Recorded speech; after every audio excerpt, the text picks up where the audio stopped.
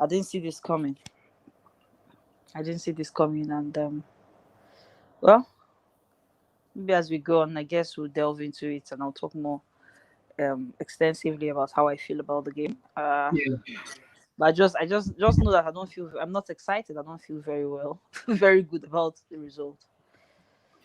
Firstly, I need to like let me say like happy delivery to all Muslim brothers and sisters. Oh, Also, absolutely. congratulations to Arsenal winning the FA Cup and everything. So, today's topic is all about the match and what the FA Cup final preview of the for FA Cup final. How we feel about the match and everything, the preview and everything. So let's like so. I think Red Devils and the guys are coming in later. So, but let Oh me go. my goodness. Let me go Was with Red Devil coming? yeah. Oh my goodness. So let me Oh go my with this first goodness. outside. I know we lost. I'm not disputing that we do not lose, but could you put the blame on Frank Lampard or the referee or the VAR? Because the the referee is shocking. It is a shocking referee for me. The Kovacic red is not even a red card. The yellow card is not even a yellow card because it was Granit Xhaka who even stamped on them Mateo Kovacic that was not even checked at all. So that was a straight red for me. That was a straight, and also their second goal. Bellerin was also injured and this Christensen, which VR should in the Champions League they do it always. VR went back to check and they kind of cancelled the goal entirely out. So which is for me, I think it should have been checked very well because the use of the VR is for you to see obvious error, and that was an error because Bellerin literally put his knee on Christensen's back, and that was completely foul. No argument about that. It was a foul. I don't know why the referee didn't see. Even the referee saw it, but why the VAR didn't even do anything about it. So for me, what was your take about that? Well, I think the result from today is a combination of everything between the officiating. I won't say much about the selection. I mean, there wasn't much, in my opinion, that Lampard could do. Mm-hmm. And then the players. Of course, there were decisions that the ref called in favor of Arsenal that were shocking results. Mm-hmm. Excuse me. There were shocking calls. I beg your pardon. Calls that should have gone against Arsenal. Mm-hmm. And I think while I was watching, the commentator made certain suggestions, certain comments to suggest that the calls by the referee Mm-hmm. were the wrong calls. But Yeah. then, aside from that, right? Mm-hmm. Um, Chelsea's performance after Chelsea took the lead, it seemed like after we lost, even before we lost Pulisic, at some point before we lost Pulisic, Mm-hmm. we lost. It's like we lost steam. We took our feet off the pedal. Mm-hmm. Right, Chelsea started well, yeah, started rushing, scored the goal. But then after that penalty, after Arsenal's equalizer, it seemed like Chelsea were just disorganized, injuries here and there, players falling left, right, and center, and they Mm-hmm. struggled to get back to their rhythm. And it Mm-hmm. wasn't helped by the injuries. I don't know what Lampard said to them at the break, but I expected them to come out in the second half and be more organized. Unfortunately, that wasn't to be, and things just went downhill from there. I don't know the leaders in the team. Losing Aspilicueta did not help, and him being the one to have considered that penalty Penalty. also did Mm-hmm. not help. Yes, it did not help. Everything just went against Chelsea on the day. Do you think it should have done better for the Aubameyang one-on-one? I think for me, do you think if it's a better defender, I think. Do you think it should have brought Aubameyang down? Rightly before even getting the penalty, it should have brought him down. No, of course, there's a reason he's one of the experienced players there. There's so definitely was a way he could have stopped it Are you doing without. red devil? No, let us side finish. Let us side finish. Go on, side. Go on. Oh Oh, my goodness! Oh my oh, world! woo. Oh my Oh, Red goodness! devil. okay. Let us side finish. Let I'm us right, finish. man. Oh Oh, my you goodness! guys are quiet. You got Red Oh devil. my Let goodness! us side finish. Let us finish. okay, okay, You can okay, talk. You have a lot of Oh time. my goodness. okay, So basically, I was okay. saying about the penalty. Aspilicueta could have done better. There's a reason he's one of the experienced players Chelsea has had in the side. Mm-hmm. For that particular game. And Mm-hmm. to be fair to him, and to be fair to Aubameyang had he was clear on goal basically. Mm-hmm. So if Aspilicueta didn't make that challenge, Mm-hmm. Aubameyang could well have gone on to score. So it was basically a 50-50. Maybe the downside to it was how it affected the players, you know. Mm-hmm. But it's being a penalty. Maybe if it had just turned out to be a normal goal, maybe it would have made things a little bit different. But considering the penalty is a different ballgame entirely. Mm-hmm. But then he's an experienced player, and maybe he could have actually done better. I don't know. I'm Okay. just so down. I don't know. Mhm. I'm not excited. I know Red Devil is about to have me for dinner, So but let Oh me let yes, me oh yes, chill, chill, whatever, it chill, is chill, what it is. chill, I chill, am. chill, chill, whatever. Let I'm me get to ready. whatever first. I'm Whatever. My question to you is like three questions. Firstly, okay. is yeah, we already lose. I already took the hell already. We lost. Good. My first question to you is: do you think the referee shouldn't have even referee the match at all? Because that was a Oh come that, on. just chill. Firstly, do you think the referee should have kind of some calls, some dodgy calls should have kind of There was go? some dodgy call. No. Sorry, I'd lie. There was some dodgy calls in the United Chelsea game. Mm-hmm. Okay, That yeah. Well, guys I'll probably come to played that. fast. Let's Okay, see. not as dodgy as this one, but there was some well, like come Mm-hmm. on, the referee barely refereed that game, Okay. uh, Mm-hmm. and gave that to Chelsea. But frankly, I'm sorry, but even before Thingy got sent off, you were Mm-hmm. still the worst. Like you didn't have a shot on target in that Exactly. entire second half. Mm-hmm. That's not the referee's fault. Like what I noticed in that game, so Mm-hmm. and before go into it, I'm happy you guys came out eventually because Mm-hmm. like all game, I was wondering where these Chelsea fans were that were bantering me when you guys beat us in the semi-final. We played our second string team. Mm-hmm. You guys you weren't there. You were all around me, bantering Mm-hmm. me and now in this game Mm-hmm. against Arsenal side that finished eighth, you disappeared. I mean, I messaged offside, she didn't respond. Offside, hidden. So many Chelsea fans hiding. So all I can say, thank you guys for coming out. You got to take the L. Mm-hmm. You've got to take your fourth place. Bayern are going to basically lubricate you guys, unfortunately, We with know, the way right? they're playing. Mm-hmm. It's going to be a lubrication if you go back to Sané and Nabry running at that back four. And I've said several times, I don't get why Chelsea fans are hyped because they're getting Havertz, Werner, and Ziyech when they have that same back four, back five that basically have conceded more goals than any of the top 10 teams in the Premier League. And they're gassed because they're signing forwards. I don't understand it, but fine, go in if you want to concede 50 goals again next season against that's fine. But for me, and I've said this several times, that needs to be fixed. And that for me is where the fault was here. Because yes, you started. I would even argue, I think Arsenal made that defensive blunder, sure. We know Arsenal's defense is not great. Mm-hmm. But in that first 10 minutes, I don't think Arsenal played badly. Pulisic with that Mona magic. And yes, I will give it that, they were unlucky with the Absolute injury. Well, look what happened with Bailly. When Bailly got injured, same Exactly. thing. But the manager, you have to tactically sort of rearrange your thing to suit that. So obviously brings Christensen on for that. But even before these things happened, I could already see when Chelsea scored the goal via Pulisic. Great, awesome. Pulisic's skill. I rate Pulisic. I think he's a very, very good player.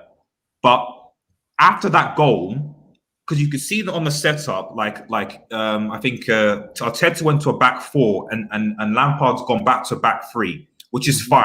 Okay, so he's set up is defensive. Okay, fine. Expects the break from the instruments. That's okay. But then what I noticed is that essentially, unlike in the Manchester United game, you played a much higher line. Mm-hmm. So against than you did with United. Maybe that's because you want to do this pressing thing. That's fine. Press Arsenal, press the defense to make mistakes. Okay, cool. You got the first goal from that, and that was good. The problem is that Arsenal's ball retention was not crap. Okay, and they had players on the wings who could basically run at you. Mason Niles several times was just destroying Reece James. Ball over the top. And yes, it was ball over the top. This is what I was actually saying that Ollie should have done.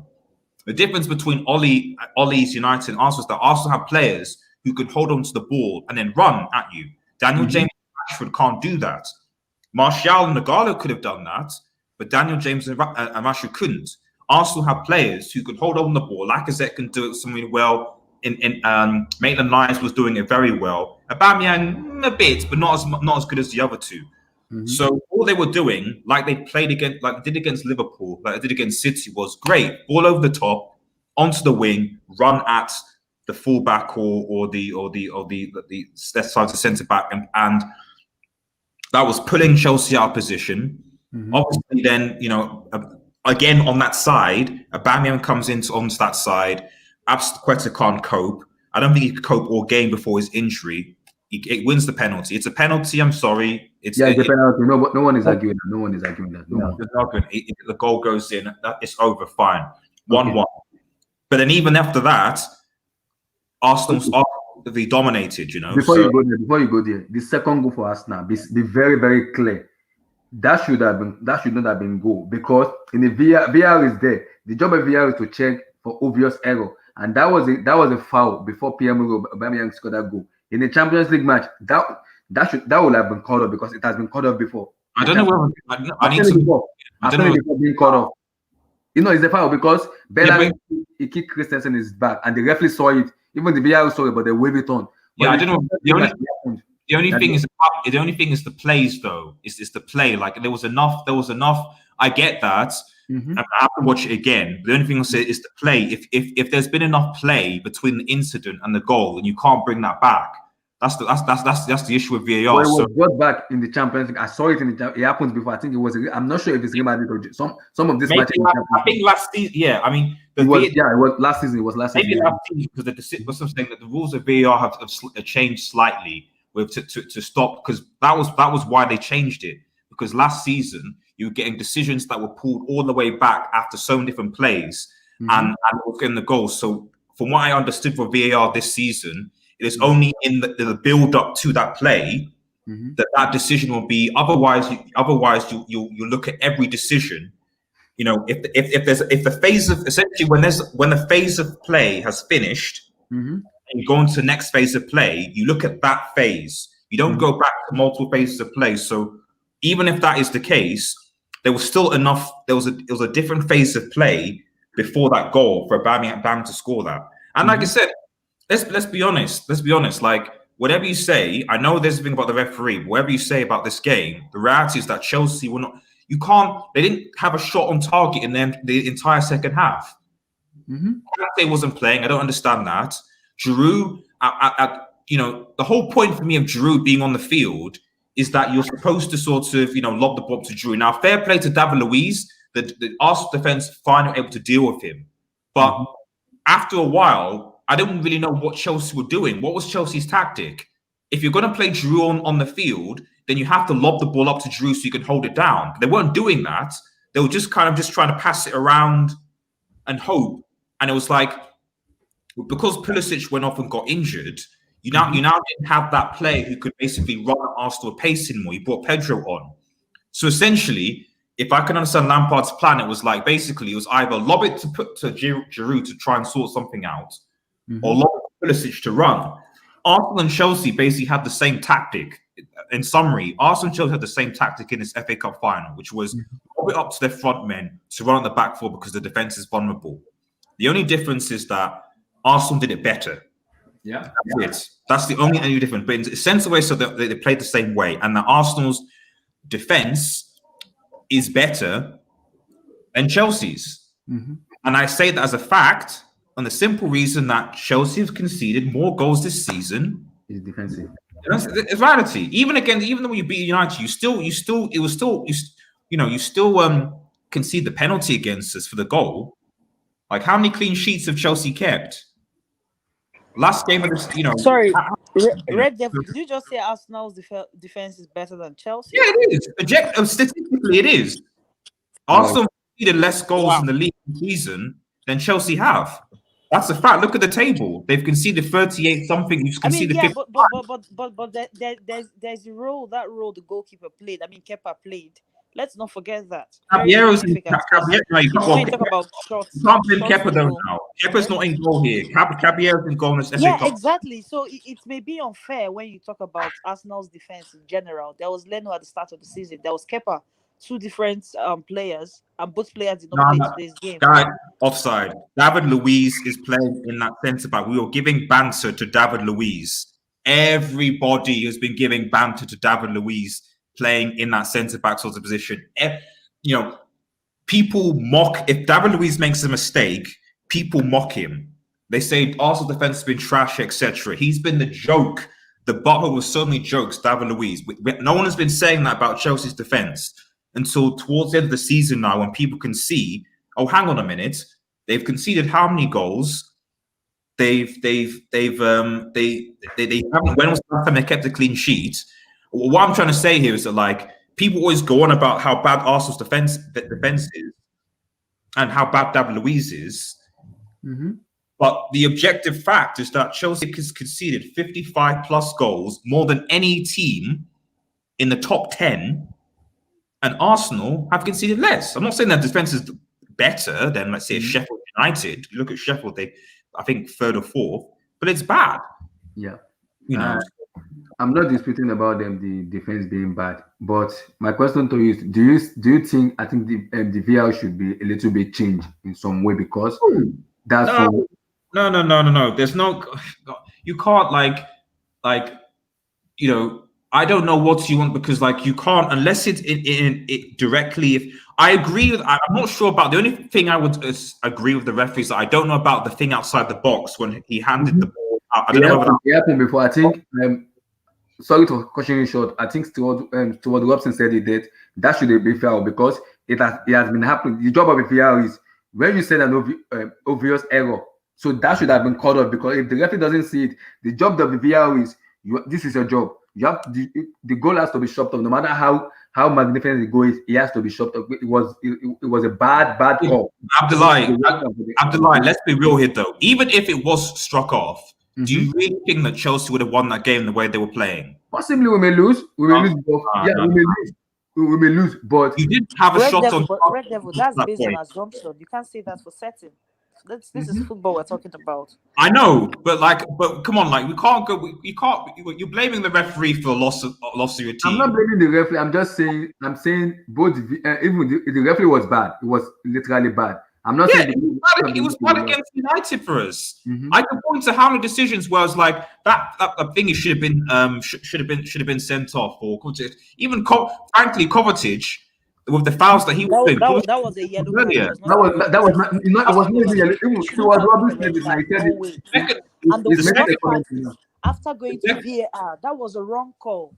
That was the wrong call. It was a wrong call. It was a wrong call. Okay, but see, in that instance, they went to VAR. And they said they reviewed it on VAR, and they said it was a second yellow. No, to be honest, Kovacic made Kovacic didn't touch Granit Xhaka. Granit Xhaka was the one who stepped on Kovacic. That was what Kovacic was saying. I agree. So as Robson was saying that how did Antonio Tole become a Premier League referee? Why you are on the pitch? You saw what happened. Even the VAR can even have an eye.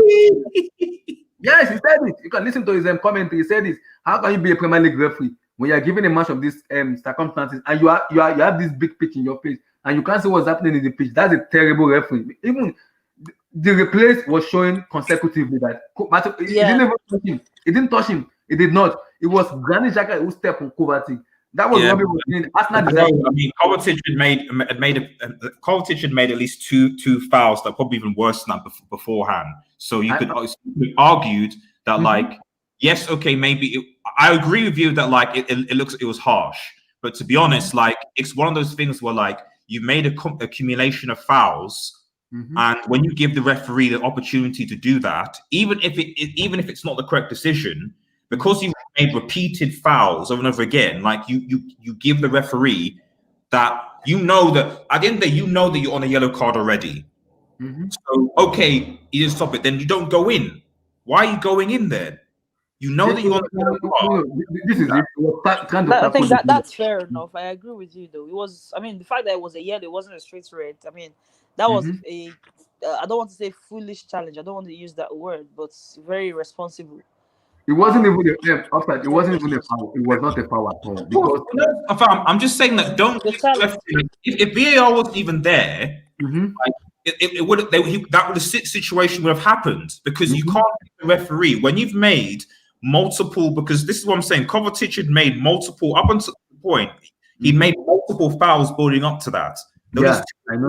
before that where I was like, before I was like, he needs to be careful because he's on a yellow. Does he know he's on a yellow card? So this one, yes, I agree, it was harsh, but if you're playing it, the other thing as well is that this is also how, as a manager, you have to tactically manage things. So if I'm a manager, I'm Lampard, and I see that Kovacic is getting a bit too feisty, I take him off and bring on, I don't know, Barkley, or I don't know who else was in the midfield. That I don't know, is Loftus-Cheek or Kante, mix it up or something like that, Now I know he couldn't have done that because of the injuries, so that probably messed things up in terms of the the issue. So Lampard didn't accept that, but he, you need to, as a manager, you need to say, right, okay, fine. I see what he's doing right now. I need to, where we've got the pressure on us. We now need to.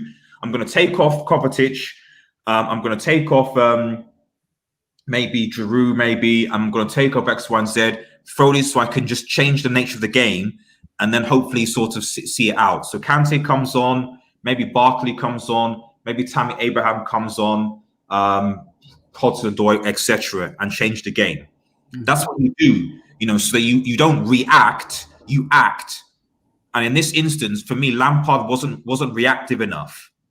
You don't wait for the footballing gods and VAR to make the decisions for you. You have the foresight to see what's going on and then act as a result. That's what good management is. That's what Jose Mourinho, to be fair, that's why he much as I cuss Jose Mourinho, that's one of the things that I know he's good at, is that he doesn't wait to react. He looks at something, it's like, right, let me change this, do this before things happens, So, I'm trying to say is that, yes, we can all referee, but you have to give credit to Arsenal Football Club at the end of the day. Yeah, credit to Arsenal Football Club.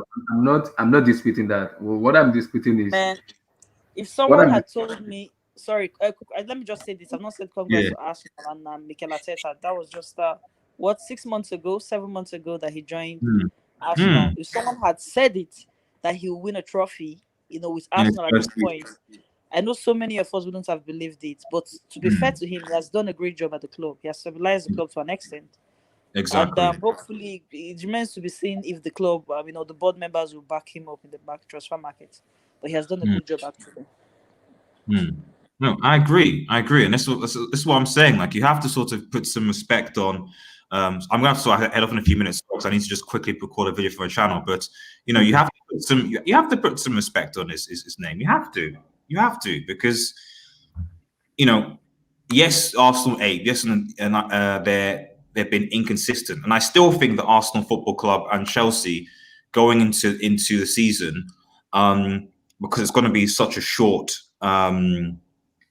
season, are going to be inconsistent over a 39 games season. They are going to be inconsistent. It's simple as that. Unless certain signings are made, you could potentially have a similar situation. I think I said this on the previous one. I was like, it's no good just beating City and Liverpool in one-off games, and saying, "Oh yeah, we're back." City and Liverpool are just one team in the league. You need to do that against every team in the Premier League. You need to do that as much as against Liverpool as you do it against West Ham. Yeah. That's what you need to do. So if that's the consistency. And if Chelsea and Liverpool and Arsenal and even United, I'll put that in, don't have that consistency, then there's no way they're going to catch up to Liverpool or City next season. There's no way. There's no way that they're going to challenge. And yes, Werner and Ziyech and stuff like that will come in. But as I've said several times, unless that back four is changed, because frankly, Aubameyang absolutely destroyed Rudiger, and you say what you will, he destroyed Zuma. That second goal, yes, there was a foul, but Aubameyang Zuma, where was Zuma? It was like, what? Huh? Who? Do you blame Zuma for the Aubameyang? Do you think he should have done better for the Aubameyang? I think he should have done better, but just the whole game. Mhm. You know, Zuma and Rudiger were just destroyed. That's all I can say. They were destroyed. You know, they were absolutely destroyed. You know, so yeah, I don't know.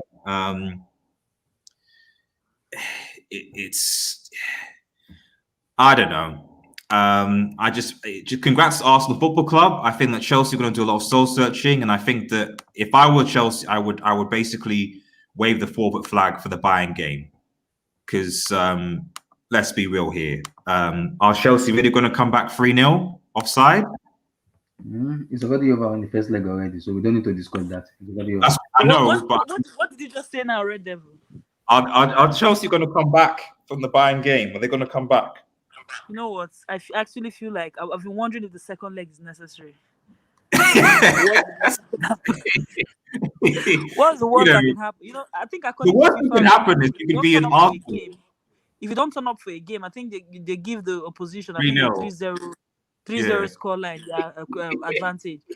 At this point, if Chelsea turns up, it would mean, you know, resources wasted, and they might end up scoring 4 or 5 against us. So it's better we just don't turn up and we take 3-0.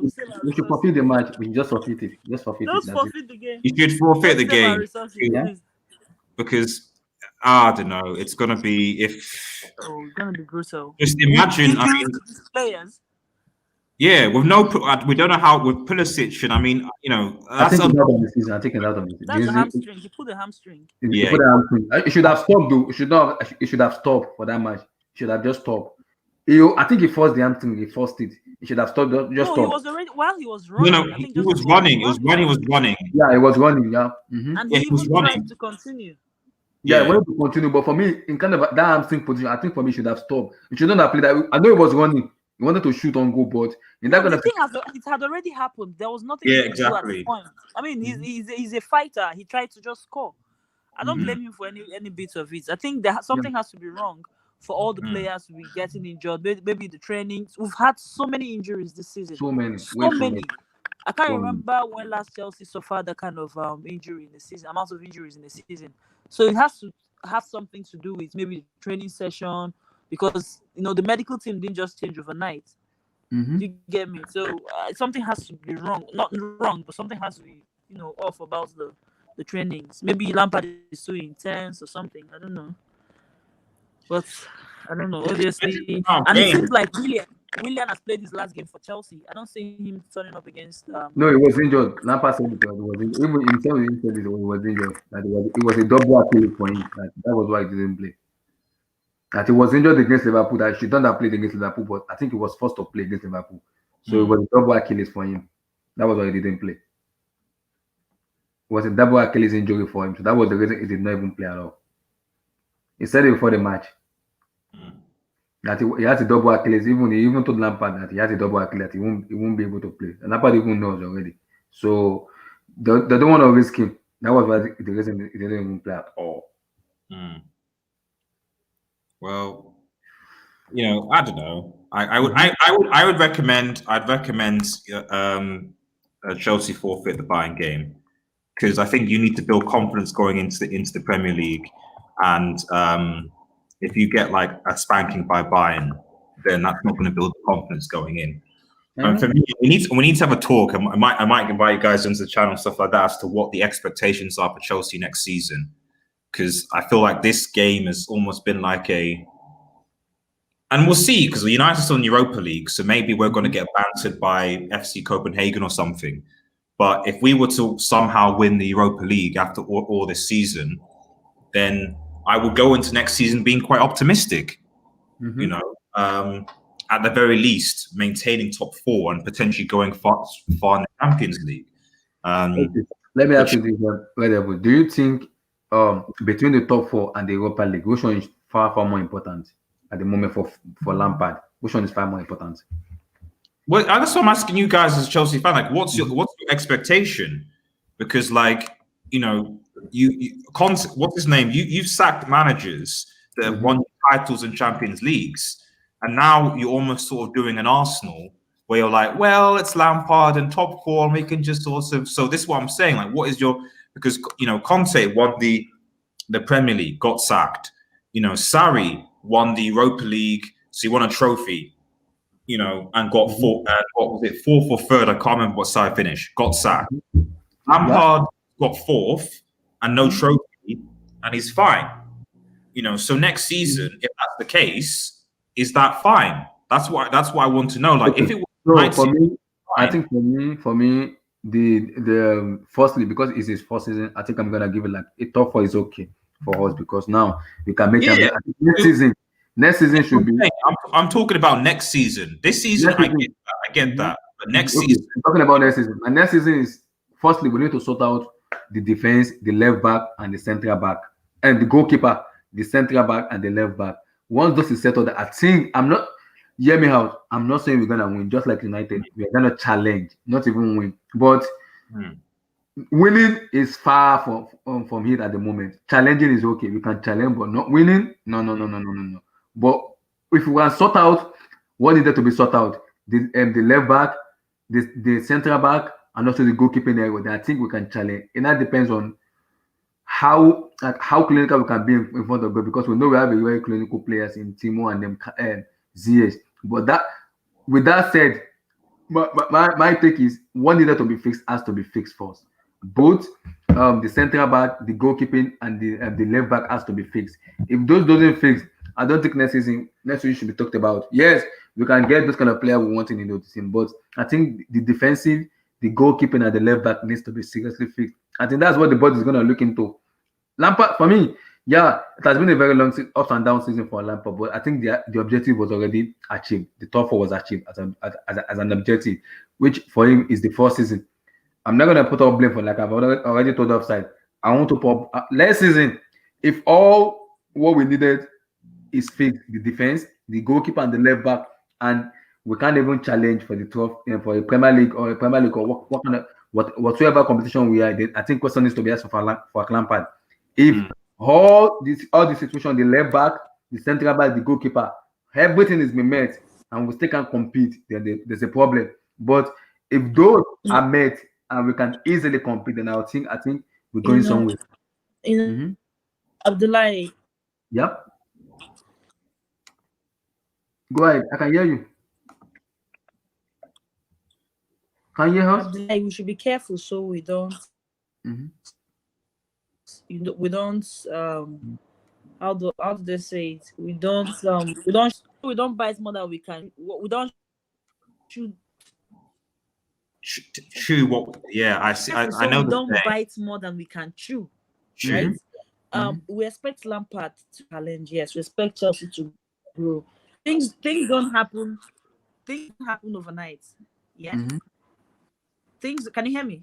Yeah, I can hear you. Yeah. The amount of money that you spend, I'd expect things to happen overnight. Oh shoot! I think the network is going to be slow. You need to go back and come in. You need to go out and come in. Start. I'll go out. Okay. So I understand what offside is saying, that things doesn't happen overnight. But for me, if the defensive, the left back, and the goalkeeper's position are fixed, I think we can move forward, like challenging. Yeah. I'm a little bit sad because we didn't do well in the FA Cup, which is okay. I kind of understand first season and everything. People kind of. So at the end of the day, whatever you say, you're still playing in the Champions League, and Arsenal are going to play in the Europa League season. So whatever you say about it, yes, it's a trophy, but you still got the better trophy, which is Champions League football. I don't think anyone will deny that, just like I won't deny it, because you know, being in the Champions League, especially financially, so is the better thing right now. However, it's what I said. It's like, what is the expectation for Arsenal Football Club? Because if the expectation is just get top 4, and that's fine. Well, if that's okay. That's what Arsenal were like. So is that okay? And is that okay for Chelsea fans? I don't think it's okay. Chelsea team needs to, we need to compete, because we're a big club. We have to compete. But I think I'm gonna go in that kind of situation. It happened to Liverpool Klopp, because before Klopp came in, Liverpool were just conceding. But I think when Klopp came in, he figured out that the defense needed to be fixed, the attack needed to be fixed. That was when he bought Sadio Mane, Salah, Firmino, Vijay Van Dijk, Alisson Becker. So it was given much time by the board because it was backed. Then if he has time to fix those situation of things. I think the same thing is happening to Lampard now. Those Yeah, that's what those I'm things saying. those things we think as a fans, the board are saying it. They know exactly what needed to be fixed. They know. So I think he's gonna get back entirely. He will get back for whatsoever decision he wants to make. He will get back entirely. This decision needs to be put into like the same way Liverpool are at the moment because Klopp was backed by entire board and both the board, the owner and everything. They believed in whatsoever he wants to do. So there was though in the first instance there was tension because he lost the Europa League twice. He lost the And they Champions. also gave him time as well. Yeah, they also give him So time if to you're build. putting that pressure on Lampard, you're talking about questions to be asked if he doesn't challenge for the trophy or stuff next season. Then it's not exactly fair enough. I mean, these managers had time to achieve what they needed or what he needed to achieve at Liverpool. Mhm, mhm. But okay, let me ask you now, Fran. Do you think the board is gonna give Frank Lampard time to build what he wants to build? Can you hear me? Sorry, what did you say? I said, do you think the board is gonna give him Right, time to I'm build? going to off in a second, guys. Oh, no worries. Do you think the board is gonna? My next question to you is: do you think the board is gonna give Lampard the time he needed to fix what needed to be fixed in the team? I expect them to give him time. They're going to back him in the market. I mean, they are Mm-hmm. supposed to give him the time to do what he has to do and what I believe what Lampard needs is time. Actually, I believe Mm-hmm. in the long run he's going to get it right. This guy is just into the second year in his managerial career. Let's not forget. He will Yeah. get it right. He would certainly get it right, but he needs that time. He needs that show of confidence and support The board. from the board. Yes, he Mm-hmm. would get it right. Klopp, despite the success he had at Dortmund, getting Yeah. to the Champions League final, winning the league title, winning cup trophies and all that, Mm-hmm. he got to Liverpool and he needed about how many 4 more years? Yeah. 4 years. About 4 years. Yes, about Mm-hmm. 4 years before he was able to win the league, the a major title, the Yeah. Champions League and stuff. So if Mm-hmm. that can happen at Liverpool, why can't it happen at Chelsea? Okay. Because we know my question, we don't ask that because we know Roman very well. Roman is not that patient, but do you think he's gonna be patient with Lampard enough to give him the time he needs? I think he would be. I think he would be, but there's a part that Chelsea fans, likes of you and I, have to play as well. Making Mm-hmm. this kind of comment or this kind of suggestion, expectation that you made earlier, can Mm-hmm. also, to an extent, put some pressure Of on the club. You mm-hmm. know, Mm-hmm. yeah, we know, yeah, Chelsea are winners. We want to win this, that, but life is not always like that. So also is Mm-hmm. football. Everything comes in phases. There are times you have to build. There are times you have to reap. There are times you have to sow. Mm-hmm. So we just have to be. I believe um Roman would give him time, even if not as much as Klopp had at Liverpool. I Okay. believe Roman will give him time. Wow. Yeah, I also believe too, but I think okay for you now. How many much time do you think Lampard will be given for this everything to be fixed? Because I think the team doesn't need too much. Just a little bit thing we needed. I think we have the attack we needed. Only need to fix the defense, the left back, and the goalkeeper. I think that's what needed to be fixed. So how much more time do you think Lampard will be given to fix what he needed to be fixed? How much time?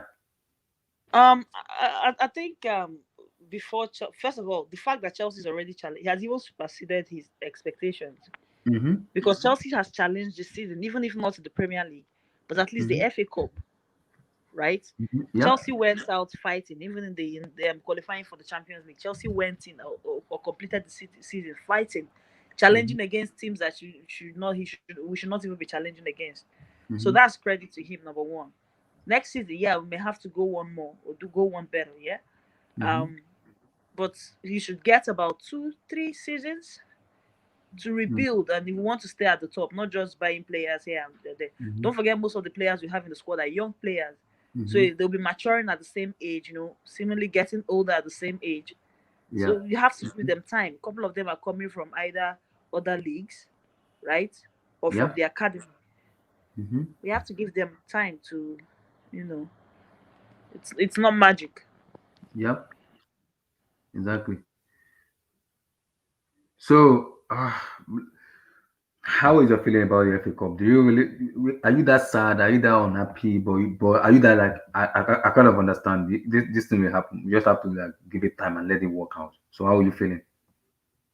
Sorry, what? I didn't get that. I didn't get I said, everything how you was said. your feeling about today's match? Do you think it was like it's gonna happen, or we just have to give Lampard time and everything? But it was like, are you sad, unhappy? How's your feeling You know about it? what?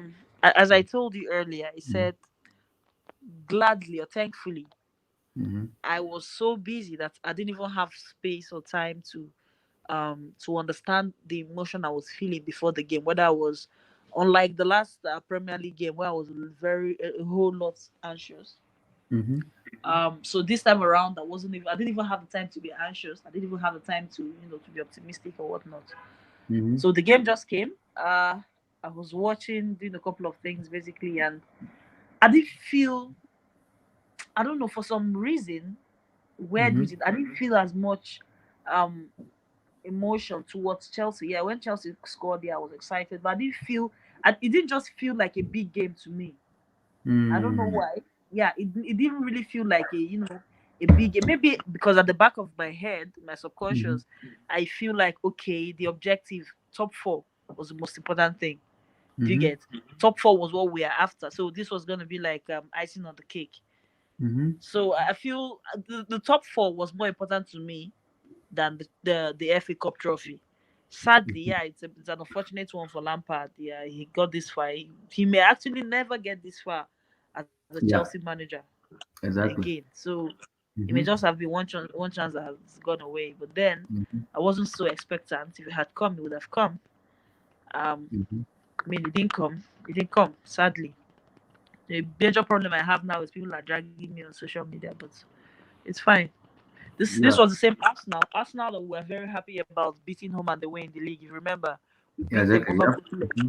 Exactly. And we were even saying initially that facing Arsenal in the final will be, easy peasy, be more convenient than facing Mm-hmm. a team like Manchester City or Manchester United.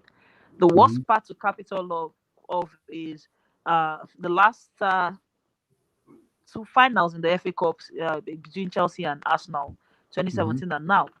Chelsea have lost both times. We used to Both talk times. Yeah. about the FA Cup being Chelsea, Wembley being like Chelsea's home stadium.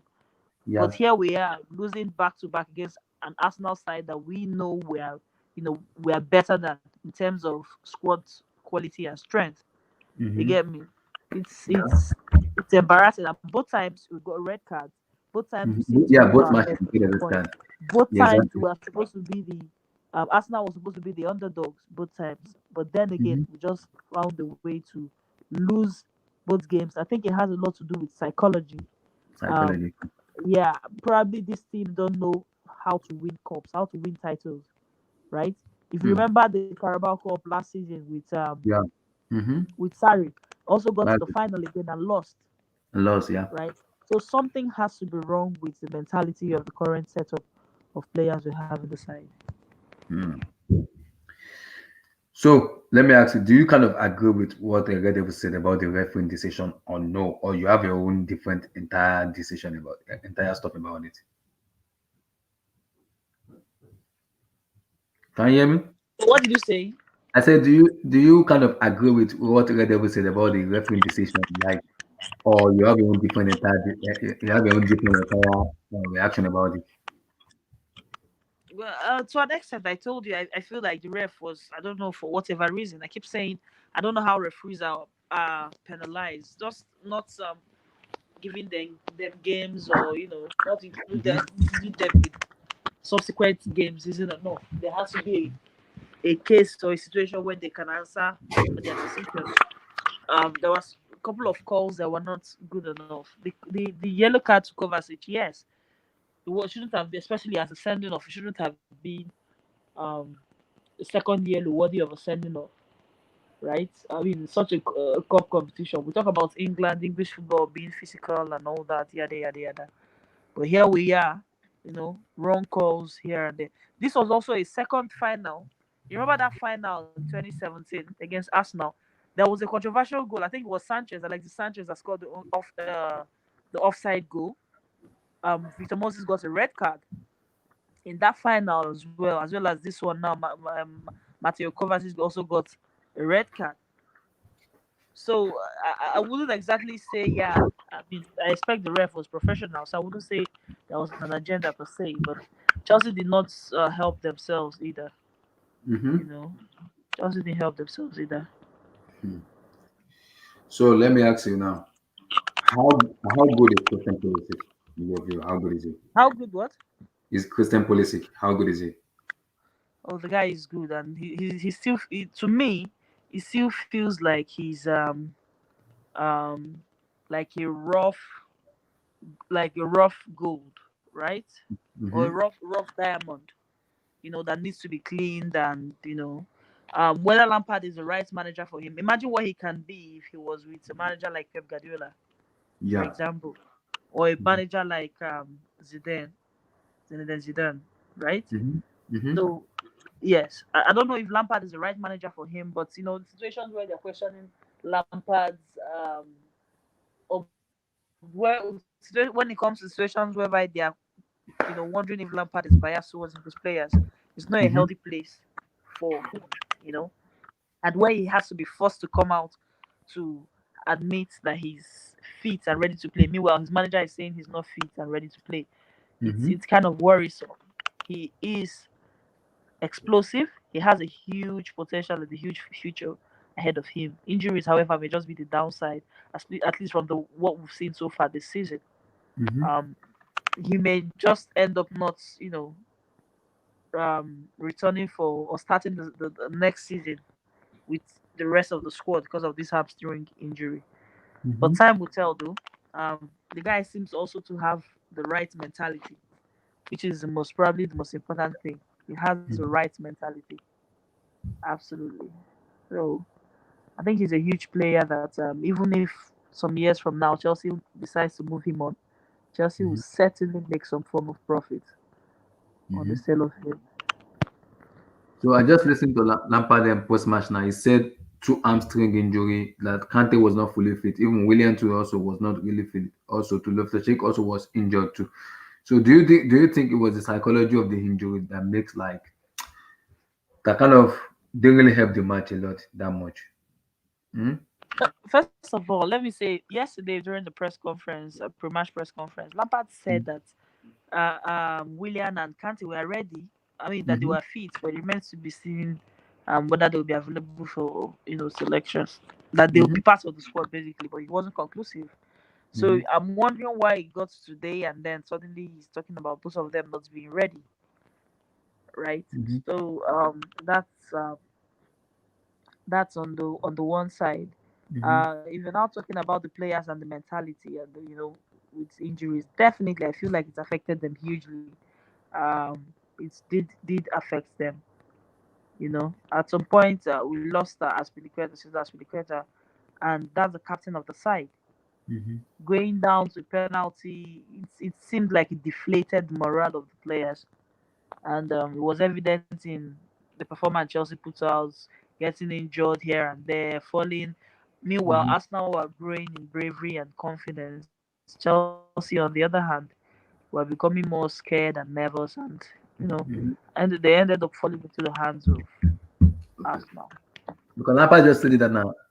William was injured in the last 24 hours before the match. That he was fit yesterday to play.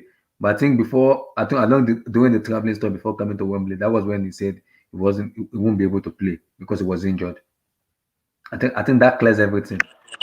Yes, it actually does, but that's actually a huge, huge shame. Now, He was it's fit. He was ironic. fully fit. He was fit for yesterday. Lampard said it now that he Yes, was fit, but along the way when he was coming in, that it was the one that told him that he wasn't ready to play. That he was feeling something in his leg. That doesn't want to risk it again. well, oh well, there's the other side to it. Perhaps, there is this conspiracy theory that usually goes on when a player knows they want to move to a new club, they Mm-hmm. want to keep safe. You get me? So Mm-hmm. yeah, could it be that okay, yes, he knows he's moving to a new club and he has to be safe. He has to be hale and hearty for him to undergo a test, a medical, Mm-hmm. to pass and get to a different club. There's that possibility because how do you just come out? Usually, the tough best players they would want to play, even if it means taking painkillers Mm-hmm. to turn up for a final, to cup final. Mm-hmm. you know, play for the side. Perhaps he has already signed out of Chelsea and you know, considered that he has no future at the club. Mm-hmm. Hmm.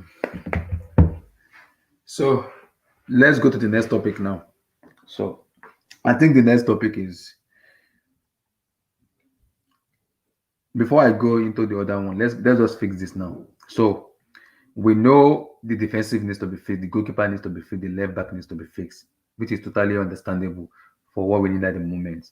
So, but if you are Frank Lampard and the board, so what would be your first recruitment immediately before the season begins, that you need to fix immediately before the season begins? After looking at the entire season from the beginning to the end, what would be your ideal sign that you just, I want to really get this signing off the line immediately before the season begins? Go for it. Is it the goalkeeping, the left back, or the central back?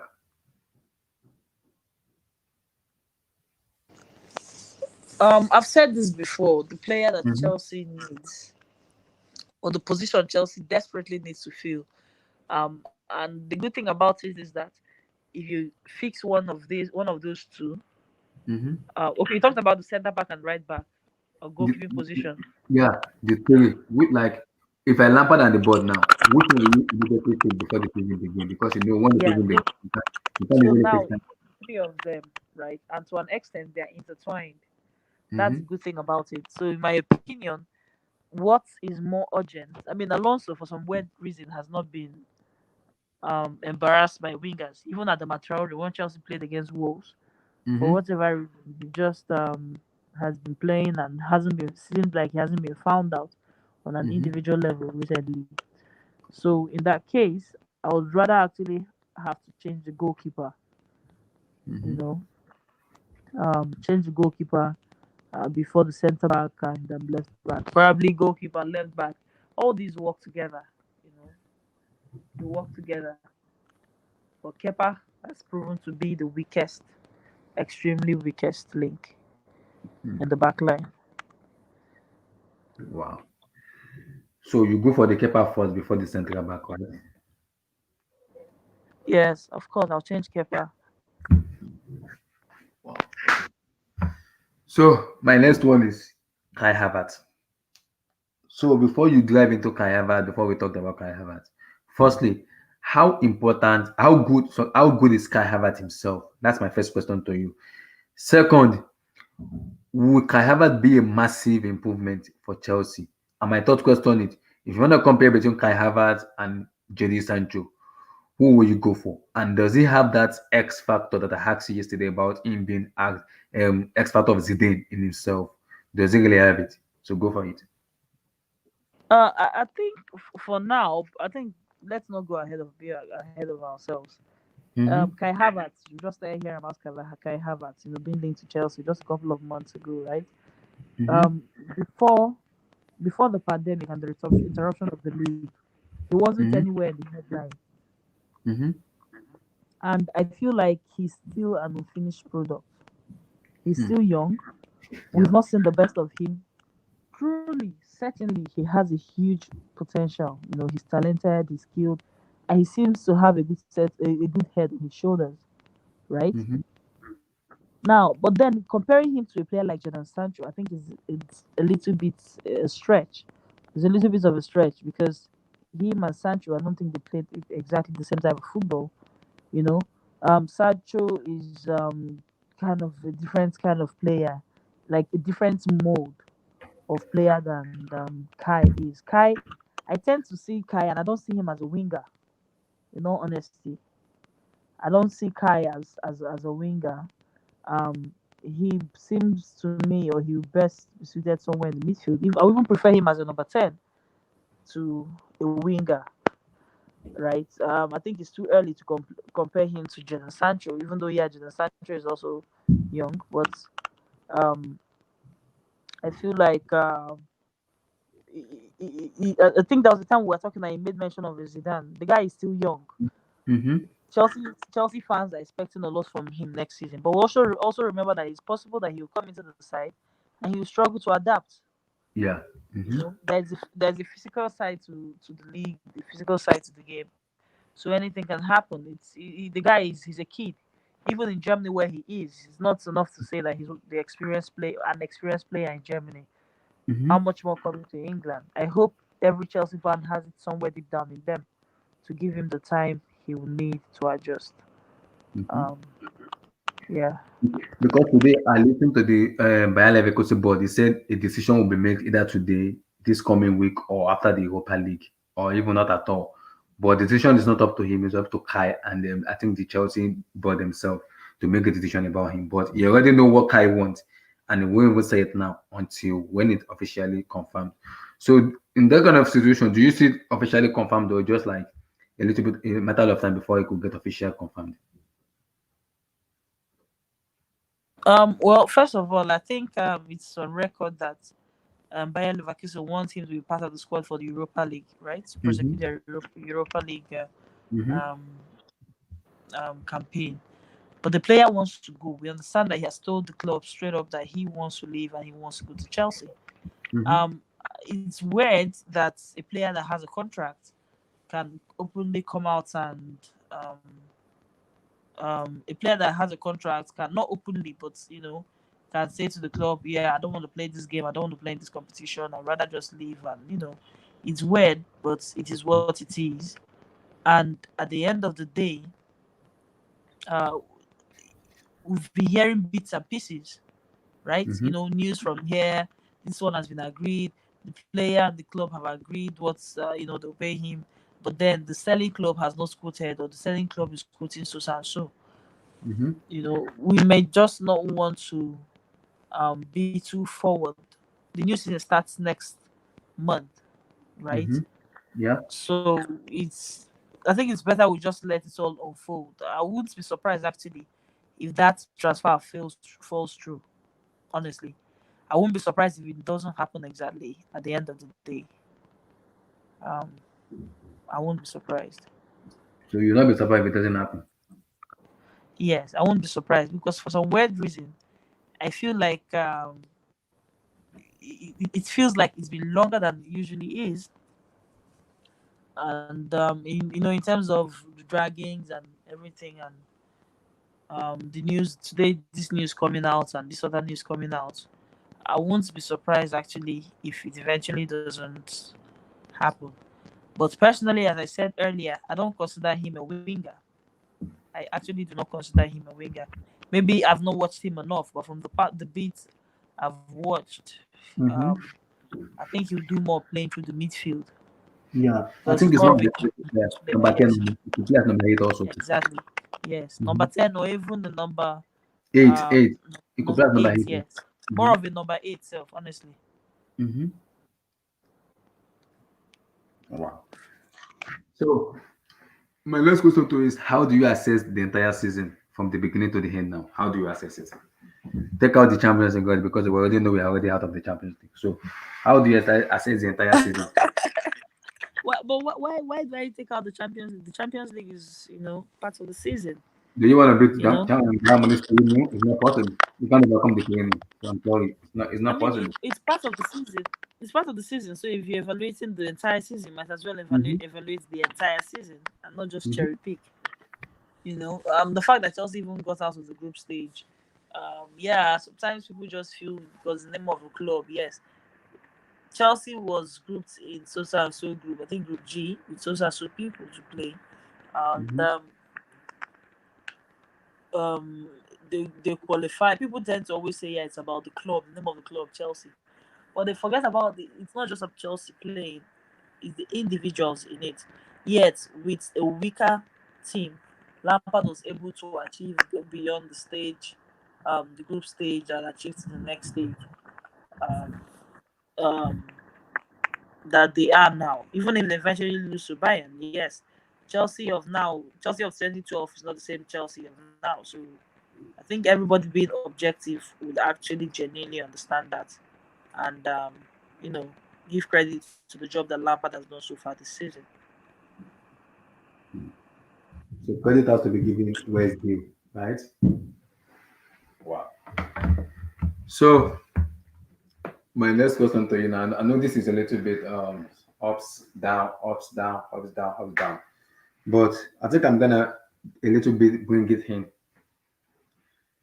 I don't want to talk. I've been lenient a little bit about the topic, and I've just been calm because a lot of fans have been telling me to just chill, chill, chill, and calm with it.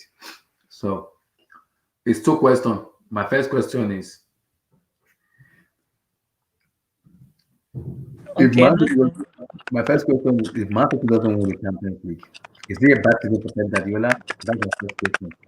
My second question is: whoever wins the I Champions League. didn't get that first question. The next one was My first breaking up. question is: if Manchester City doesn't win the Champions League, is it a bad season for Pep Guardiola? That's my first question. My second question to you is: whoever wins the Champions League, does that person or does the club has a better season entirely? Yeah. Hello. Yeah, I can hear you. Go ahead. First of all, I didn't get every single bit of what you said because the network was I, breaking up. let me rephrase it again. I said, if Pep Guardiola doesn't win the Champions League, is it a bad season for Man City? And is it gonna be a bad? Is Pep Guardiola gonna be a bad manager if he doesn't win the Champions League for Man City? First, second Absolutely. question is second question is whoever wins the Champions League, is it overall a better season for that team entirely? Either Atletico, Juventus, PSG, or anything wins it. Is it gonna be a better season for them? So you can go for it now. Yeah, Mm-hmm. I'm just gonna say this. I think everybody in the world for football knows it's been a bad season for Manchester City, especially Guardiola's Manchester City.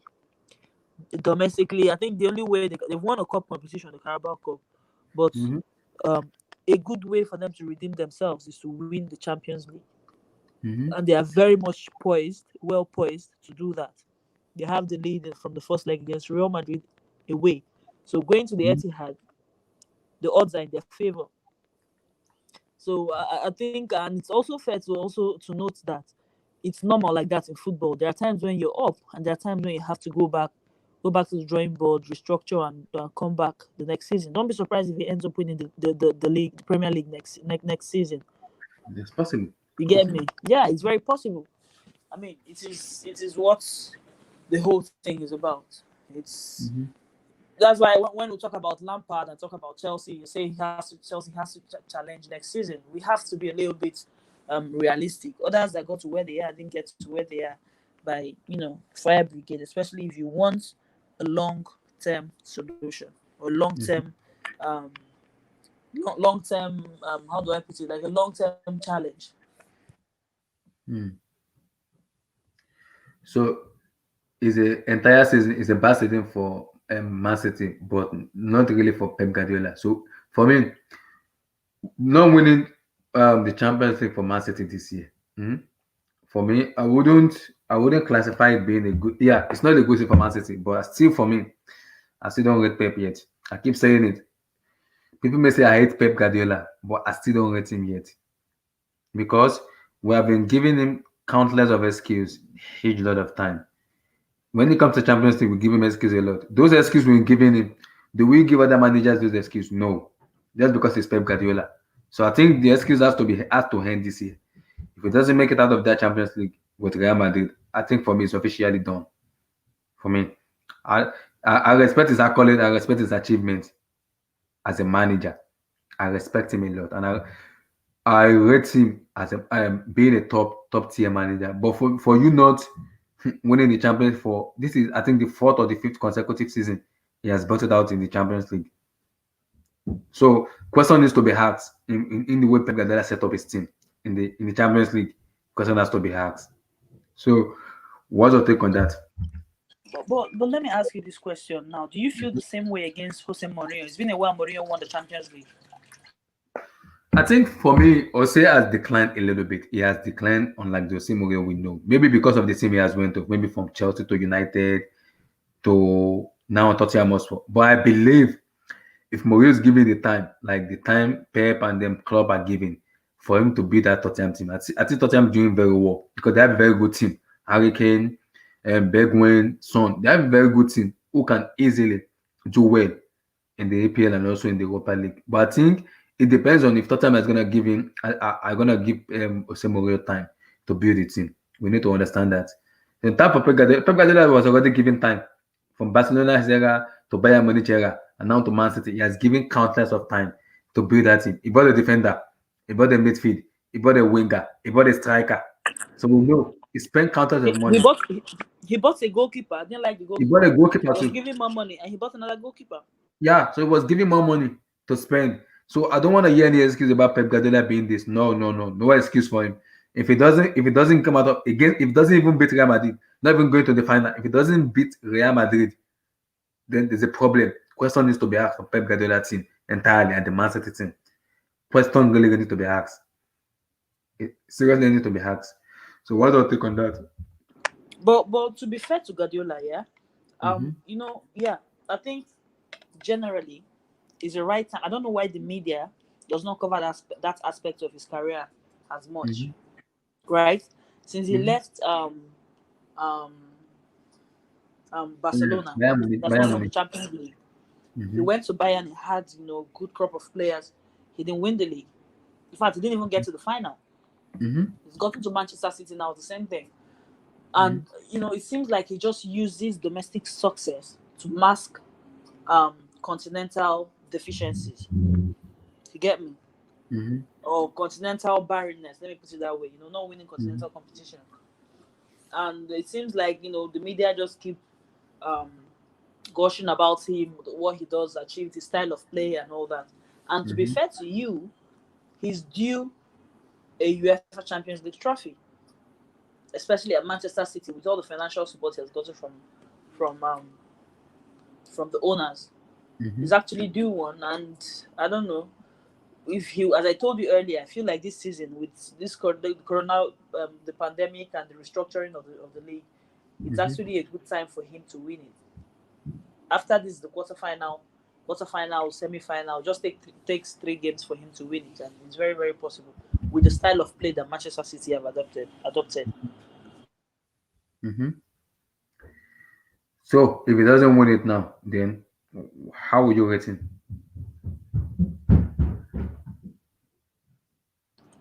Well, if he doesn't win it, I'm not exactly sure how my perception about him will change because I don't see him the way people see him. Most people see him, like this all-knowing, Mm-hmm. supernatural coach.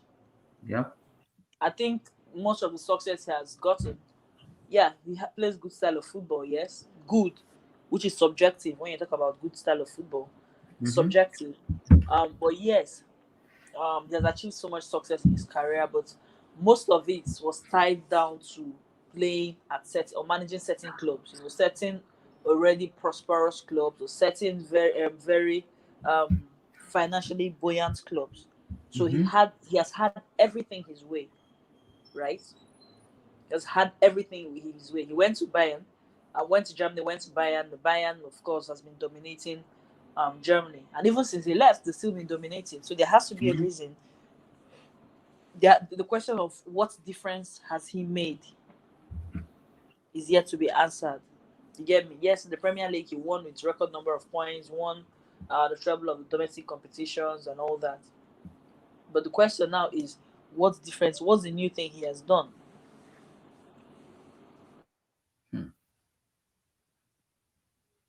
Mm. Wow. So because for me, I respect Pep. People say I kind of bash on Pep. I'm not bashing on Pep.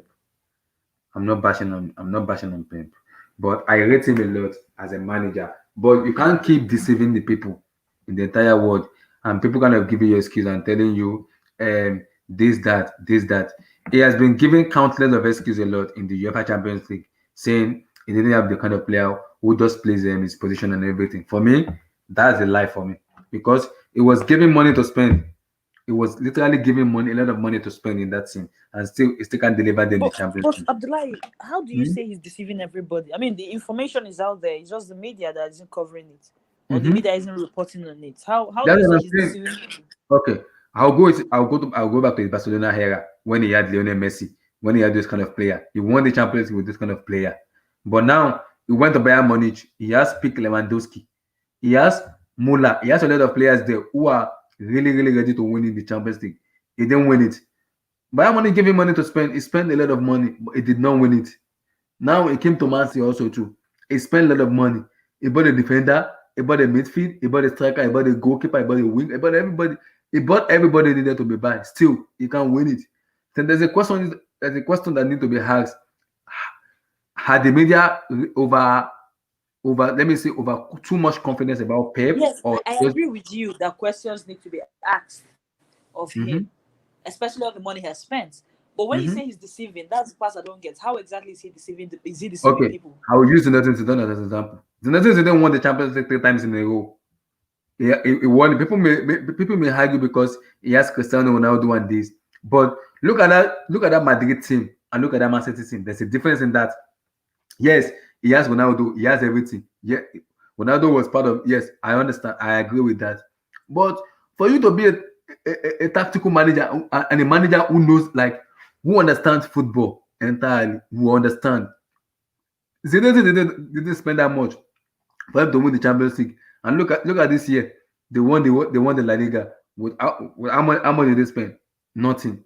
But so the reason I'm saying is deceiving most of the of the viewer and the fans is because of his accolade, because of how many trophies he has won now. People kind of put him in hierarchy rank, in which I don't do.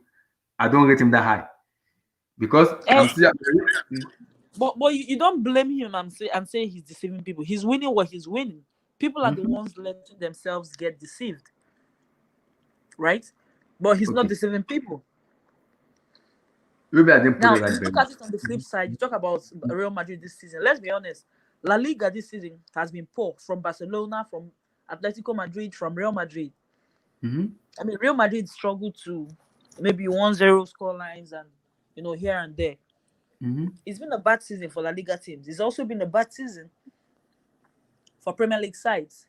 You Mm-hmm. get me? Barring Liverpool, probably where Liverpool won it on the counter. Mm-hmm.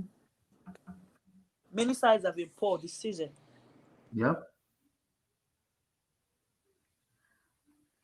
So you kind of a little bit disagree with the way I use the word, right? But how do you rate Pep Guardiola himself? How? Well, to be honest, I feel Guardiola is, yeah, he's a good manager. He has a good idea of football, but it seems he has just one way. He's a one trick pony. Mm-hmm. That's what I think. And unfortunately, you seldom see teams that can beat his sides to their game. In fact, it was more difficult when he was with Barcelona, and of course, Lionel Messi is Lionel Messi, right? But with other teams, when he faces sides that can also attack as much as he does and have the balls to attack as much as he does, he Mm-hmm. struggles to find like an alternative, like a backup plan. He's a one-trick pony, and I feel which is partly why this season has been a little bit tricky for him. Teams like Wolves, for example, seem to have found a way um, against him. Teams with pace, counter-attacking teams also seem to have found a way against his side. So he's let me just say, to me, he appears like a manager that, when someone has this cloak of um invincibility around them, and then Mm-hmm. gradually you start seeing certain things happening, and they begin to unravel, and you realize they are not all that after all. I think that's what Pep Guardiola is turning into, especially after this season, after the past couple of seasons outside in the Champions League, rather. I think that's what he's beginning to turn into. People are beginning to see that, yeah, he may not be all that since he left Barcelona. Hmm. So in your ranking now, where do you rank him? Top 10, top 5, top 3, top 2. Where do you rank Pep Guardiola? I think of all time, No, in your ranking of best manager. at the moment, where do you rank him? Let me just put at the moment. I don't want to put all time because if I want to put all time, it's not. I'm not even going to put him in top five. No, I'm not going to put all time. At the moment, where do you rank Pep Guardiola? Based on the current season, Mm-hmm. I'm not even sure he'll be in my top 7 or top 5. What? Yes, I don't think I'll have him in my top 7 or top 5. Wow. You know why? Wow. How? Why won't you put him in your top five? Because he has kind of achieved a lot. No, you said based on the current season, right? Based on the current season, yes. Yes, of course. In fact, I'll have the coach of Atalanta. Gasperini. Sorry, Gasperini. ahead of him. Wow. I'll also have, um, um, to be honest, I'll have Lampard ahead of him. What? Not for me, not just because of the table, but we're looking at what each person achieved. If not, it'd be easy to just pick, the top, the managers of the top teams in Europe. The teams that have won their league titles. Yeah. It would have been easier to just pick those people. But I look at what each person had to work with and what they eventually ended up achieving at the end of the season. So let me now say all time now. Where do you rank him all time? Let me put it that way. Sorry?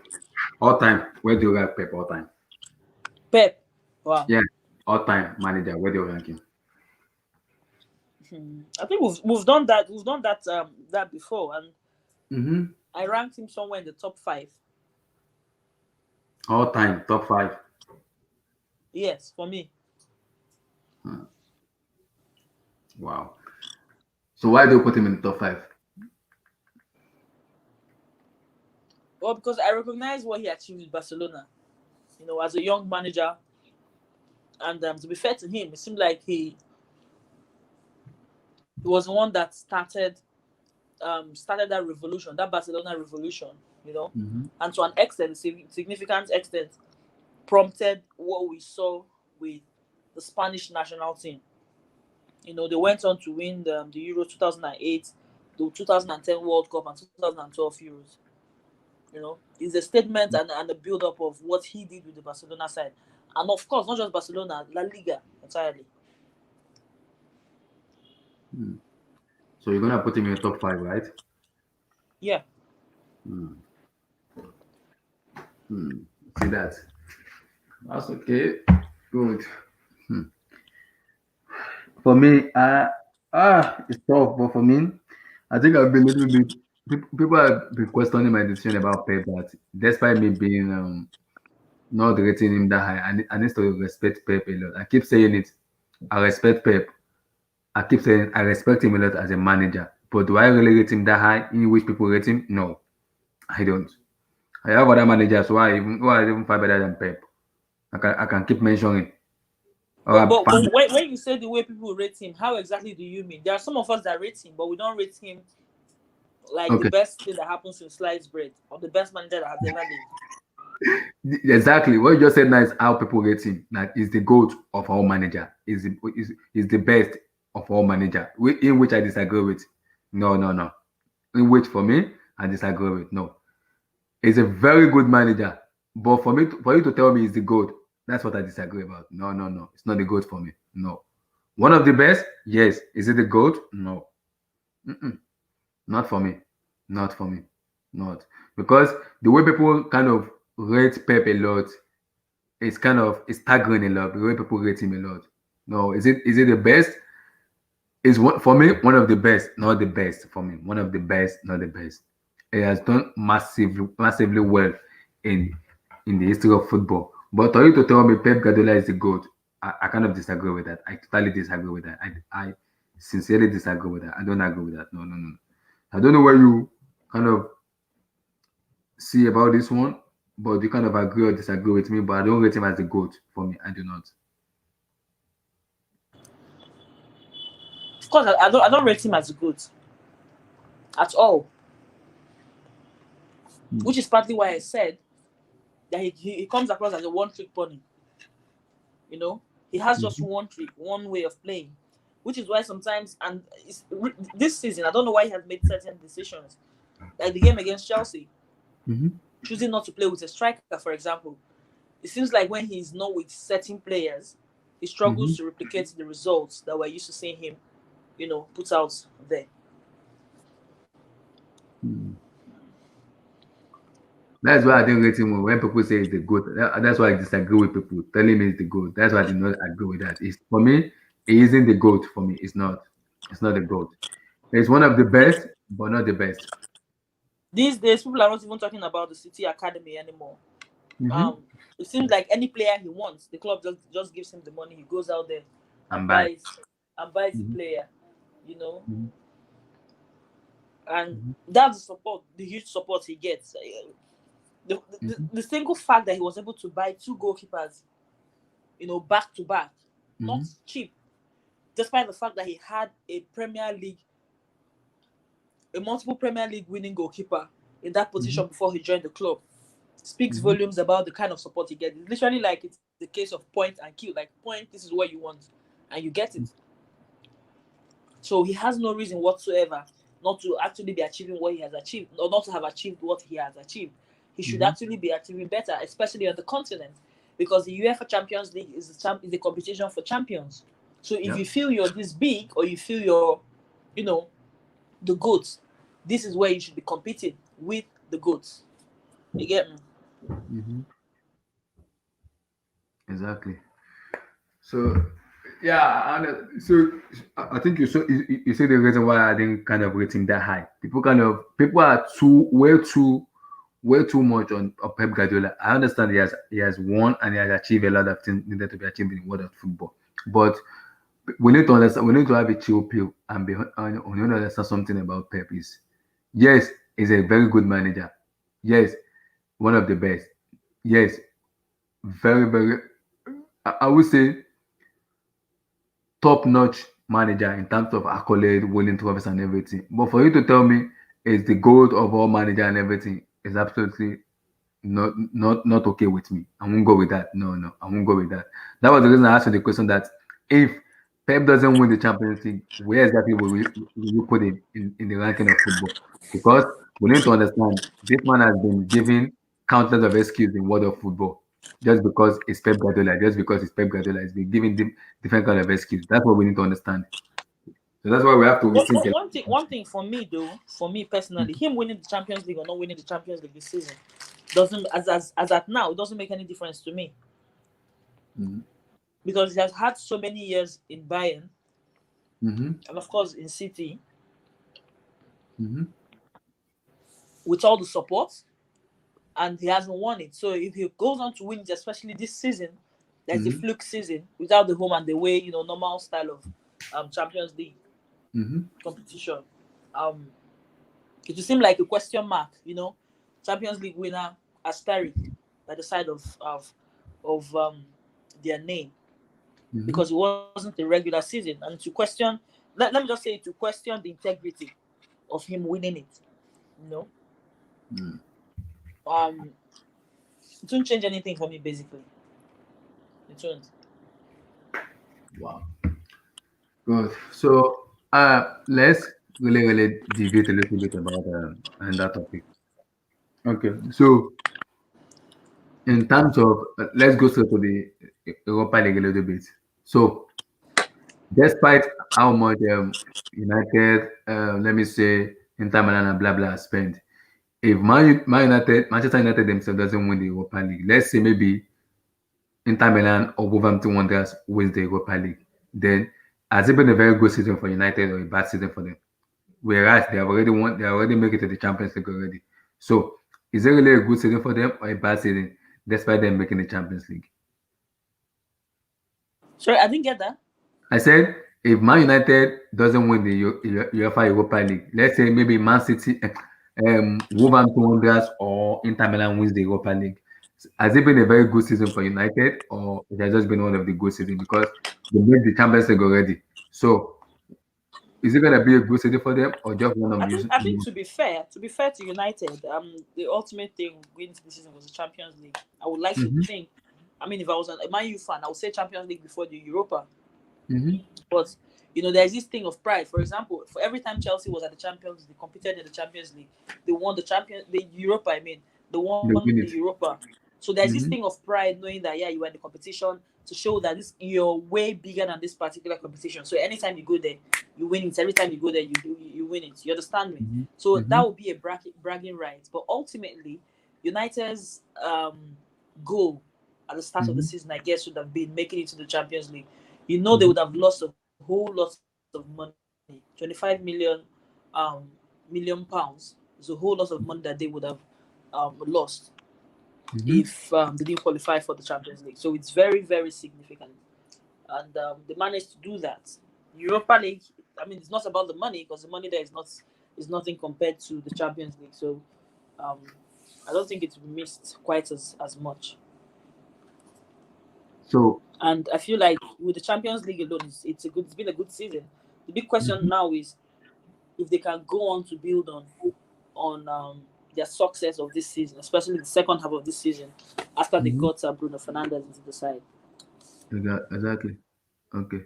So good for that. So the next question go to this now is Jadon Sancho, because I hear, but because I'm hearing they want to go for Jadon, they want to get a Jadon Sancho. So what's your take on Sancho himself? Because do you think when he goes to United it thrive, or he goes to United it flop? So what's the exact situation for Jadon Sancho himself? And also second, between him and Kai Havertz, who will thrive, who will be successful more eventually if both of them, one goes to United and one goes to Chelsea? So who will thrive more? Go for it. I think this question is a little bit too early, because both players have not even been confirmed to move to these clubs. Mm-hmm. Not to talk of us seeing these players perform. Mm-hmm. But what I would say is, first of all, I don't know how Jadon Sancho went from going to Chelsea, like almost at Chelsea, like 80% at Chelsea, to going to Manchester United, and United somehow being the sole suitor to Jadon Mm-hmm. Sancho. You get me? It seems like there's no other club that wants him anymore. It's just um, United. Manchester Mm-hmm. United that wants him at this point. Mm-hmm. You can go to United. I still have my question marks around Ole Gunnar Solskjaer. If he Mm-hmm. can actually go on to develop this player, I don't know how far that would go. But for a player, like, I have more confidence in Frank Lampard than I have in Ole Gunnar Solskjaer developing young players. Let me just put it that way. And when it comes to the mentality, I can't speak Mm-hmm. so much for both players, right? But I Mm-hmm. do know that Sancho has, certain disciplinary issues. He has had certain disciplinary issues in the past, and Mm-hmm. they've not been quite pleasant. Coupled with the fact that he's an English player, so any little thing he does will certainly make it to the headline news. And all those things can have an impact on the player at the end of the day Mm-hmm. and the performance of the club. So it may only be fair. I mean, the talent both players have is undeniable. Don't get me wrong. They're extremely talented. I feel very positive about Kai Havertz. I feel very, very positive. Even though, to be honest with you, deep down, I have this feeling that even if he eventually joins Chelsea, give Mm-hmm. him 3 years, 4 years, he'll leave and go to Spain, to Real Madrid. That is my prediction. That's what I feel. Mm. Wow. So you don't see him staying that long in Chelsea, even if he signed. So even if No, he I signed, don't. I said even if he signed, you don't see him staying that long, right? No, I don't. I don't actually. Okay, let me say maybe 4 years, 5 years. That's what I feel, and then we'll move on to another club in Spain. Maybe probably Real Madrid. Probably Real Madrid. Wow. Okay. So let's talk about the goalkeeping situation now. So I've been hearing different kind of name, ups and down, blah blah blah, ups and down, a lot of names. From Testegen to Oblak to Onana to Dean Anderson to Nick Pope. So for you, your ideal goalkeeper, because I know Oblak has a release cost of 120 million, which I believe I think we can buy it, but I don't think in this kind of situation we are now, we can just kind of buy a kind of player. No, I don't think so. So you are in this situation now, who will you go for? Because people doesn't rate Onana that much. They've been saying just like Kepa, it's not an upgrade to Kepa. People doesn't rate him that much. So in your own, which goalkeeper is far better Chelsea getting? And you are more confident about that when they get him that you have more faith in him, unlike other goalkeeper who. Wow. Well, absolutely Onana. Mm-hmm. Absolutely Onana. I've said for several reasons. Um, Even though there's a part of me that feels um that if he ends up going to Chelsea, any little mistake he makes, the Mm-hmm. race card may play against him. You make you mean Onana? Yes, if he makes any mistake, the race card may play against him. You know, talking about Mm-hmm. how he's not good and all that and all yada yada yada. But the truth is, if you tell me to pick a goalkeeper that I feel, I mean, I was looking at a couple of statistics, and Mm-hmm. Onana has, I think, one of the best saves statistics, one of the best statistics basically in Europe. You know, the Champions League, and that was competing against some of the best teams in the world, one of Mm-hmm. the some of the best footballing teams in the world, and that was as at last season. I Uh-huh. think he had been considered just six goals or nine goals. Sorry, Mm-hmm. he considered 9 goals, in the champion or 6 goals. I beg your pardon, and about almost 50% of that were from the sport Mm-hmm. penalties. I can't remember the exact figures, but a significant number of them, not up to 50%, but a significant number of those goals Mm-hmm. came from the sport, meaning that he did very well, and it doesn't speak for the shots he faced. He did very well to also stop shots that came at his goal. So it's obviously a good one, and for the price, the amount of money he is in the market for, £22 million, I Mm-hmm. think that's a very huge, very significant and surprising bargain, if you ask me. Hold on, please. Hold on. Hold on.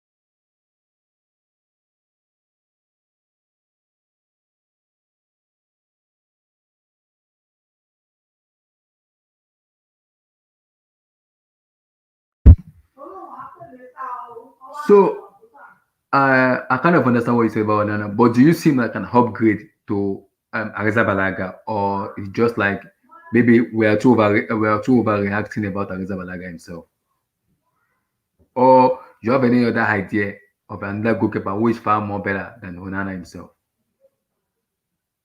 Hmm? Listen, Abdullahi, right? Hmm? Right now, Vincent Enyama will be an upgrade to Kepa. A retired Vincent Enyama. Retired. I'm not talking about, because if I talk about active Vincent Enyama, that would be an insult to Vincent. But What? retired Vincent, retired after so many years, an inactive Vincent Enyama would definitely be an upgrade to Kepa. Vincent the Young of Nigeria. Oh yes, he was obviously a very good goalkeeper while he was. I mean, he won a couple of records, Mm-hmm. individual records for his goalkeeping pros. Mm-hmm. So you can't take that away from him. But now I'm telling you, a retired. I mean, I think he's been retired for about 4 years or so, 5 years. Mm-hmm. So a retired Vincent Enyama will certainly be an upgrade. In fact, if Ikechukwu Ezenwa, Nigeria's third choice goalkeeper, will be an upgrade What? to Kepa. My goodness. That's how bad Ariza Balaga is. I was looking at a statistic, Mm-hmm. and the statistic told the true story of how bad Kepa was. The worst, the very worst goalkeeper in the UEFA Champions League. I think he came 730th out of 730 goalkeepers that played What? in Champions League. Wow. Yes, Wow. so it was actually bad, and it speaks volumes to how much he cost Chelsea. All these little things. If you look at certain goals he scored, certain goals that took points away from Chelsea, even if the games ended maybe 5-0 or 3-0, there's a psychological impact of conceding a goal, right? So if you look at it from the aspect of, yeah, maybe if we hadn't considered those goals, the team could have gone on to score, or the team could have gone on to get in a draw, or gone on to score to win the game. All those little things are the aspects you can look at when you're considering these things. And if you put it in total, it could tell you how bad he impacted on the side, how bad he impacted on Chelsea's season. For Chelsea to have narrowly made it into the top four and could have potentially ended up losing hundreds of thousands of money in revenue from Champions League football. So it's a sad reality, and unfortunately, it's a reality that Chelsea had to purchase with their own hard-earned £72 million. On the bright side, they're trying to right the wrong. I hope they don't end up, panic buying once again. And because if you remember the last time, it was because of getting rid of Courtois. Courtois was pressurizing the club he needed to get on, and it felt like what Chelsea did at the time was like, in quotes, yeah, be gone, like to hell with you, and we can get another keeper and spend a record amount of money to get him if that's what we want. You know, it seemed like it was more about the middle finger to Courtois than it was about the goalkeeper, Kepa himself. Because from what I read, the guy's statistics were actually very, very poor, agonizingly poor, even before he joined Chelsea. But the hope with the 7-year contract, the hope was that, yeah, as a goalkeeper, the older he gets, he'll get better, or going to Chelsea might actually improve him. I'm not exactly sure where the optimism came from, but obviously it hasn't worked out, and it's turned out to be a bad investment. So you go for Andre Onana. Of course, I'll go for Onana. Wow. Wow. So let me ask you this now. I'm not being like too over. I'm not being over myself, being a fans or like just getting ahead of myself. Okay. If we get Onana, let's say we get Onana now. How do you get rid of Areza Balaga? Do you loan him out for 2 years or do you sell him entirely? Or you put Onana ahead of him and make him have a competition in the team for him to get better? Or what do you do? Sorry, you said? I said, let's say we get Onana now. Where do you put Areza Balaga? Do you sell him? Do you loan him? Or do you just put him in the competition Yes, where of you course. compete with One way, Onana? you sell him if you get a good offer. You sell him, of course. It's market, it's still business. I understand Chelsea is trying to sell him, but wouldn't be selling him for anything less than 50 million Mhm. pounds. Yeah. But any club that would even be willing to spend 50 million pounds on him, even half of that, um, Mhm. I mean, the club must really be desperate, as desperate as Chelsea was last year. The guy is, in my opinion, is not even worth anywhere near, for a goalkeeper, anywhere near 20, 25, 30 million. So, but then, Marina Granovskia, she can do all sorts of things when it comes to transfers and selling players, unwanted players, or players, outgoing players, basically. So it's a two-way thing. Either you get the right offer for an outright sale, Mhm. or potentially, as Valencia wants, he gets send him out on loan. He has 5-year contract left. Send him Yeah. out on loan, yeah, for 2 years, right? Mhm. And then at the end of 2 years, the other club can buy him. It's Mhm. about the offer. It's basically about the offer. Just hope that he performs within those 2 years. Give him ample time to perform, and the club will want to buy him, and then you sell him. Mm. Wow. Hmm.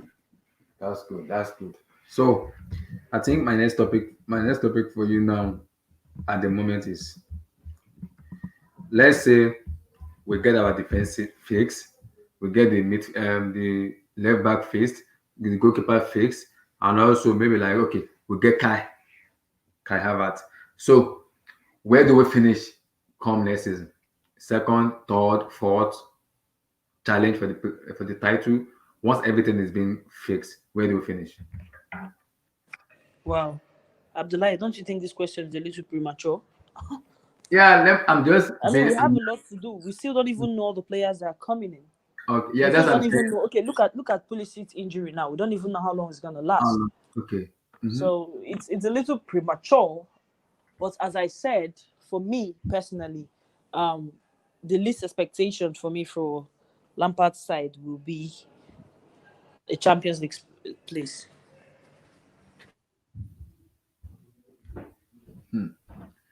Champions League sports.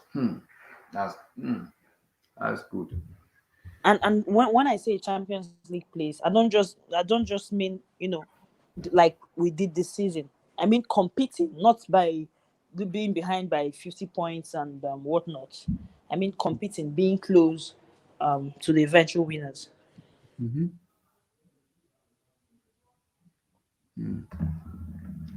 Wow, wow, wow.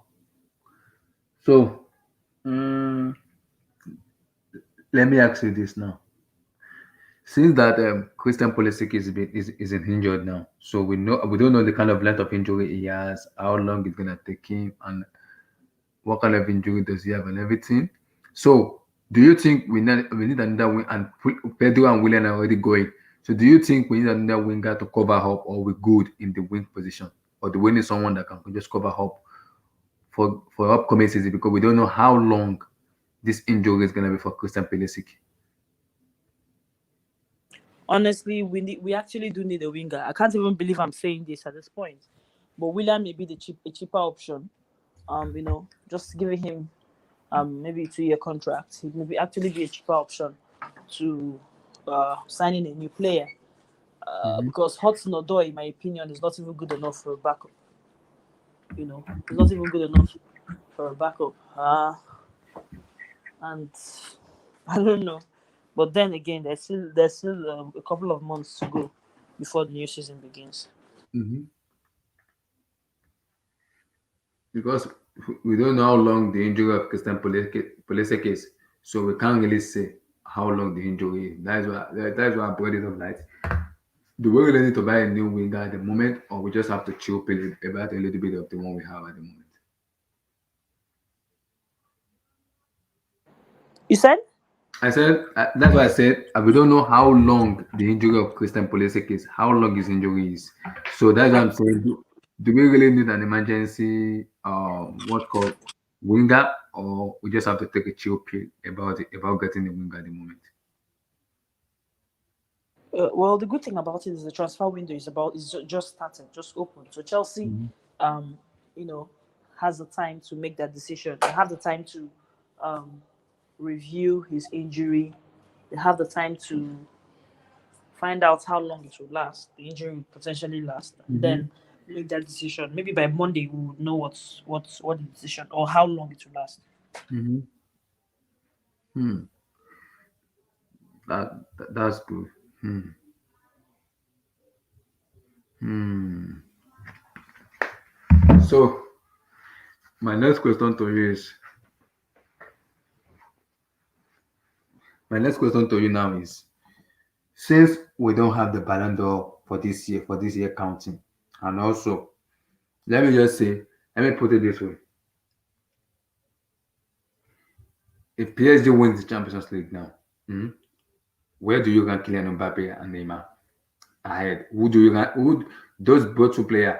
Do you rank them ahead of the other player we've been seeing, or we have to just take a little bit of chill pill, a little bit about them, and let them go together as a player or as a team?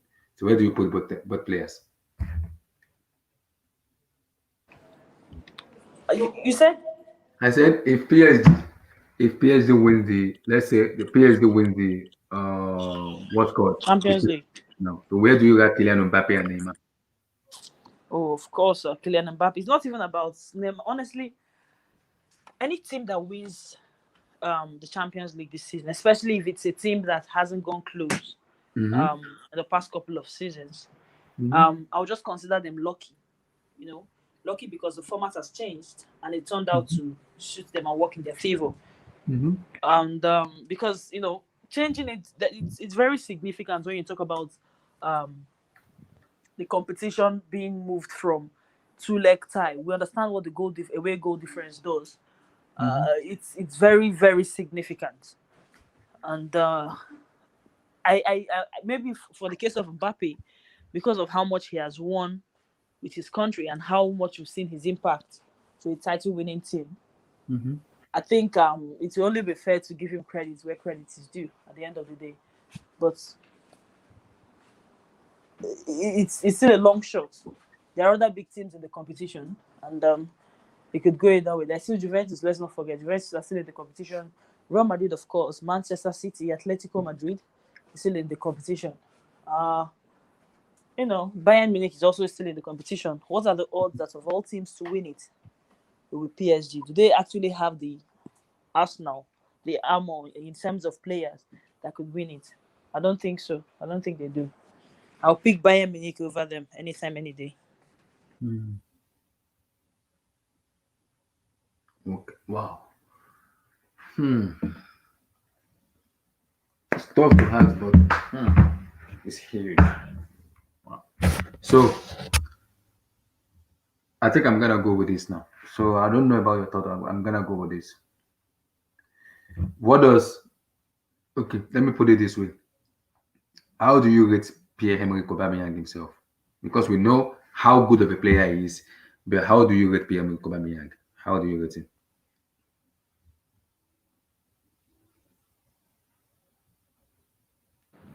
Aubameyang has just turned out to be such a fascinating player because, I mean, he's gotten older. He's gotten older, but he has continued. I mean, he's 32 now, I think. Going to 32 thereabout. But he's still good. He's still scoring goals. He doesn't seem like age is telling on him yet, right? And I feel he still has a couple of more years to give. He's fascinating. Sometimes you may not see him in the game. He may not play well. Play him from the wing. Play him through the center. Play him as a number 9. He would play well. He may not play well, but then he'll still go on to pop in and score a goal. So it's fascinating how he has remodeled his game.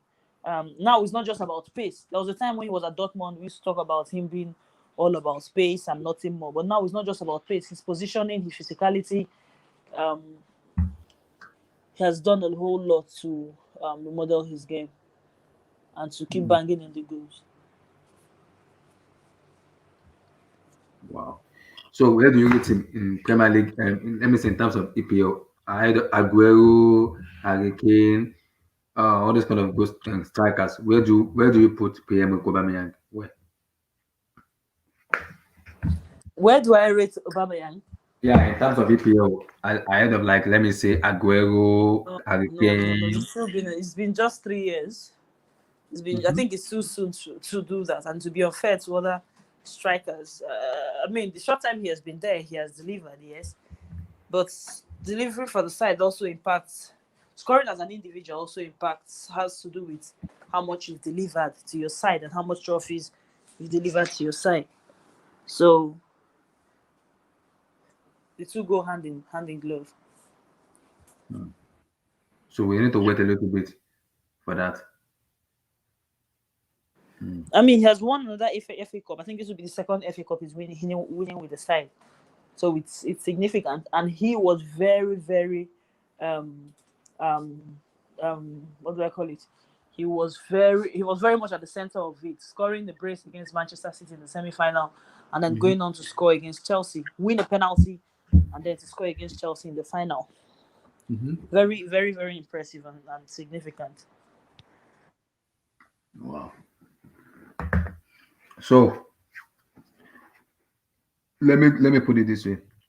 What does Arsenal need to do exactly to keep Emerick Aubameyang? What player do they need to sign in? Do they need to sign a really good player to keep him grounded, motivated, hungry, or they just need some pieces of players just to take him together and to make them look better? And also, second, if Ateta is backed by the board, do you see them going far in the EPL next season, come this coming season?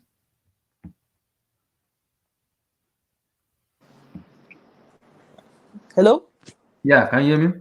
Yeah, what did you say? The network was breaking. I didn't hear. I said, which player do you see Arsenal getting just to support Emerick Aubameyang, and also even if they back Ateta, so do you see them challenging next season? How far can they go in the EPL next season, also in the Europa League? Of course, if they back Ateta, they can get into the European places. If you ask me, I mean, this year they got close, It's not like other teams performed in the best better, but it just shows that in the land of the blind men, Mm-hmm. a one-eyed man is king. So they were not very much far behind from other underperforming teams as well. Talking about the chasing pack, barring Man City maybe, and uh, I mean between Chelsea and Manchester United, yes, they were part of the chasing back pack, and they were not far behind them. So imagine if Arteta had started the season with Arsenal. Look at what he has achieved with Arsenal. Won the FA Cup in the space of 6 months, 7 months. It has to count for something, and I do hope they back him, and they back him the right way, and he doesn't end up falling out with the board. Right, all those things are the center of everything he can achieve. He would hope to achieve next season. Wow. So where do you see them finishing next season? Where position this coming season? Okay, even if you get back, where do you see do you see Arsenal finishing come next season? I see us now finishing higher than they have finished this season. I actually see them getting into European places. In all honesty, I know they are my rival. They are my London rivals, but I genuinely see them doing getting into European places. Maybe not definitely not the Champions League. I'm not even going to say maybe, definitely not the Champions League.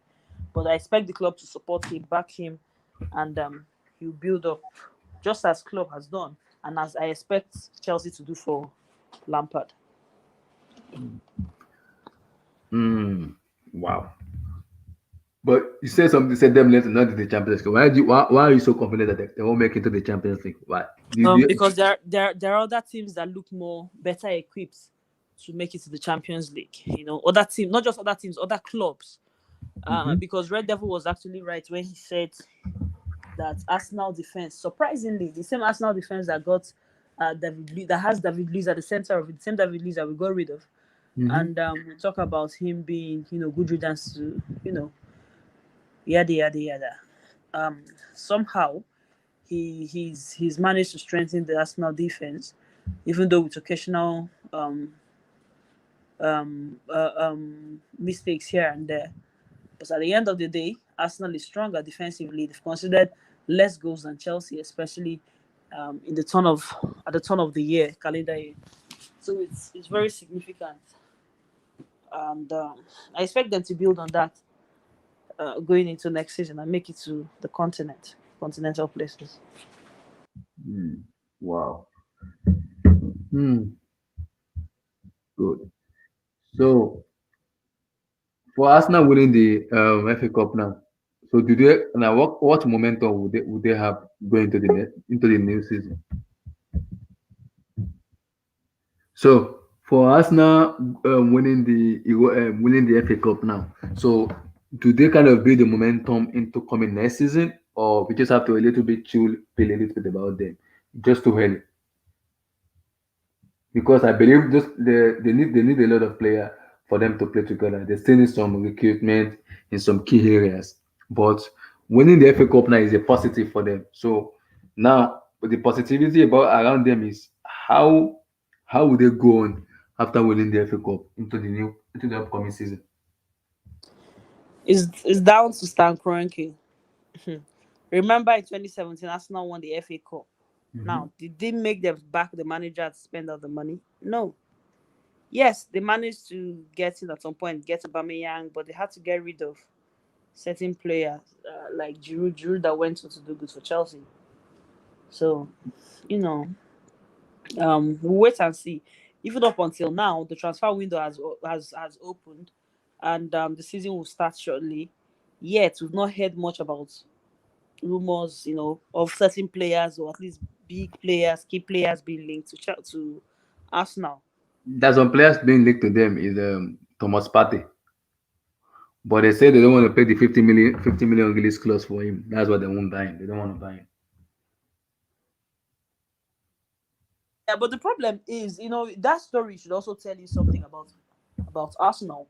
Um, they talked about Arsenal offering a certain amount of money and the player in return, and it seems like they're trying to look for a cheap option, extremely cheap option that Atletico Madrid certainly would not accept. Atletico Madrid have a history of you know, putting out especially their key players out for a huge amount. Look at how much they sold Griezmann, for example. Mm-hmm. You know, it was a huge amount of money, and I don't think for an English club, a Premier League club, that they imagine should have tons of money in the bank and have not really spent humongously in the past couple of transfer windows.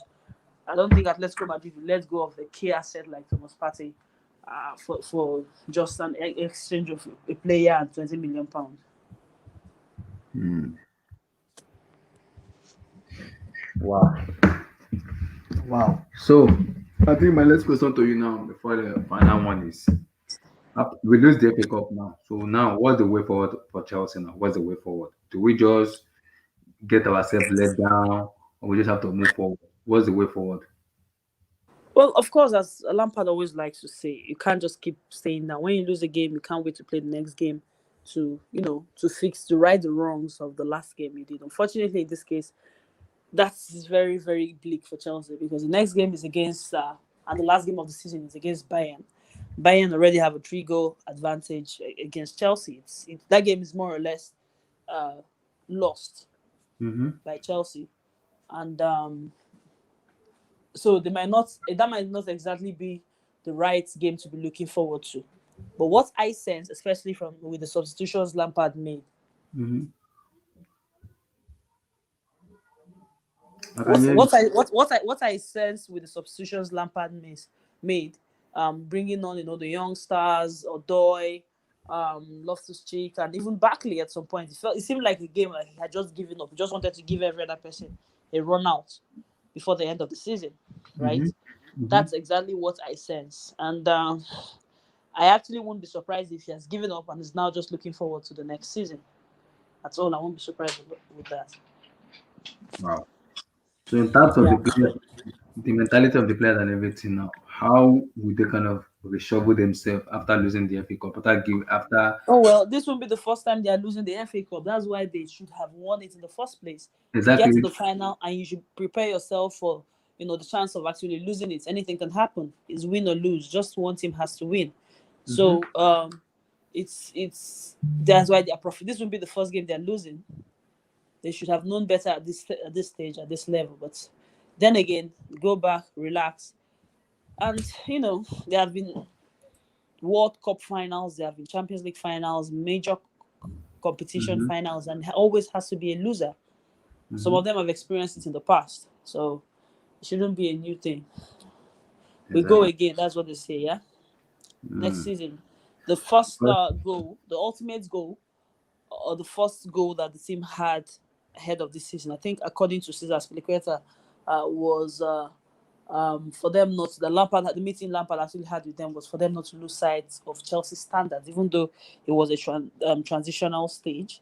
mm-hmm. But they had to remember that they are Chelsea with the ban, losing Hazard, not being able to sign players. Of course, that's the ban, and having a new manager on board. Chelsea always has to be Chelsea, you know. So they have to compete and compete. They did. They've gotten to the Champions League places, and that's sorted out. Next season, they go again. And on that note, I'd like to Mm-hmm. say we'll be signing out. I'll be signing out soon. Thank you very much for having me today, Abdullahi. Yeah, thank you so much, also too. I think you're gonna be ready for I don't even know if I should do the Champions League or not because I don't even Come know. on, you can't give up that easily. Then I don't know You if can't give up that. It's still I don't know. Chelsea I don't know if I should under do the this. sun and in the rain. I know, but 3-0 coming back. This is coming back from 3-0 is kind of tough. It's very very tough, very very tough. And you're not even playing a little team. You're playing Bayern Munich, who is in form of their life. So it's Well, but you tough. just never know. Chelsea may actually win the game, but lose the tie. If it ends 1-0, 2-1, Chelsea can, we just want to see the fighting spirit. That can also Mhm, give us a little insight into what we should expect from these players next season, mhm, especially if Lampard puts out the young stars like Hudson Odoi, Loftus Cheek. You get it can give us mhm, an insight into what to expect. So you just never know. It's not necessarily about advancing. mhm. There are other aspects, other things to look out for in that particular game. Just fingers crossed. No worries then. Okay. I will try probably do the preview for the Champions League next week though. We have to wait and see. Hmm. All Some right. shockers are coming in the Champions League. Imagine, I will reserve my both my prediction, both my everything for when the Champions League. I won't say a Better word. safe than sorry. I won't say a word at the moment. I All won't right. because I'm seeing some shockers in this Champions League. Who's gonna go out? Yeah, my brain is telling me two things. My Abdullahi, brain, we'll talk about that. We'll talk about that later. Yeah. oh, no worries. It's yeah. All right All then. right, thank you very much. Yeah. Cheers. All right. Bye.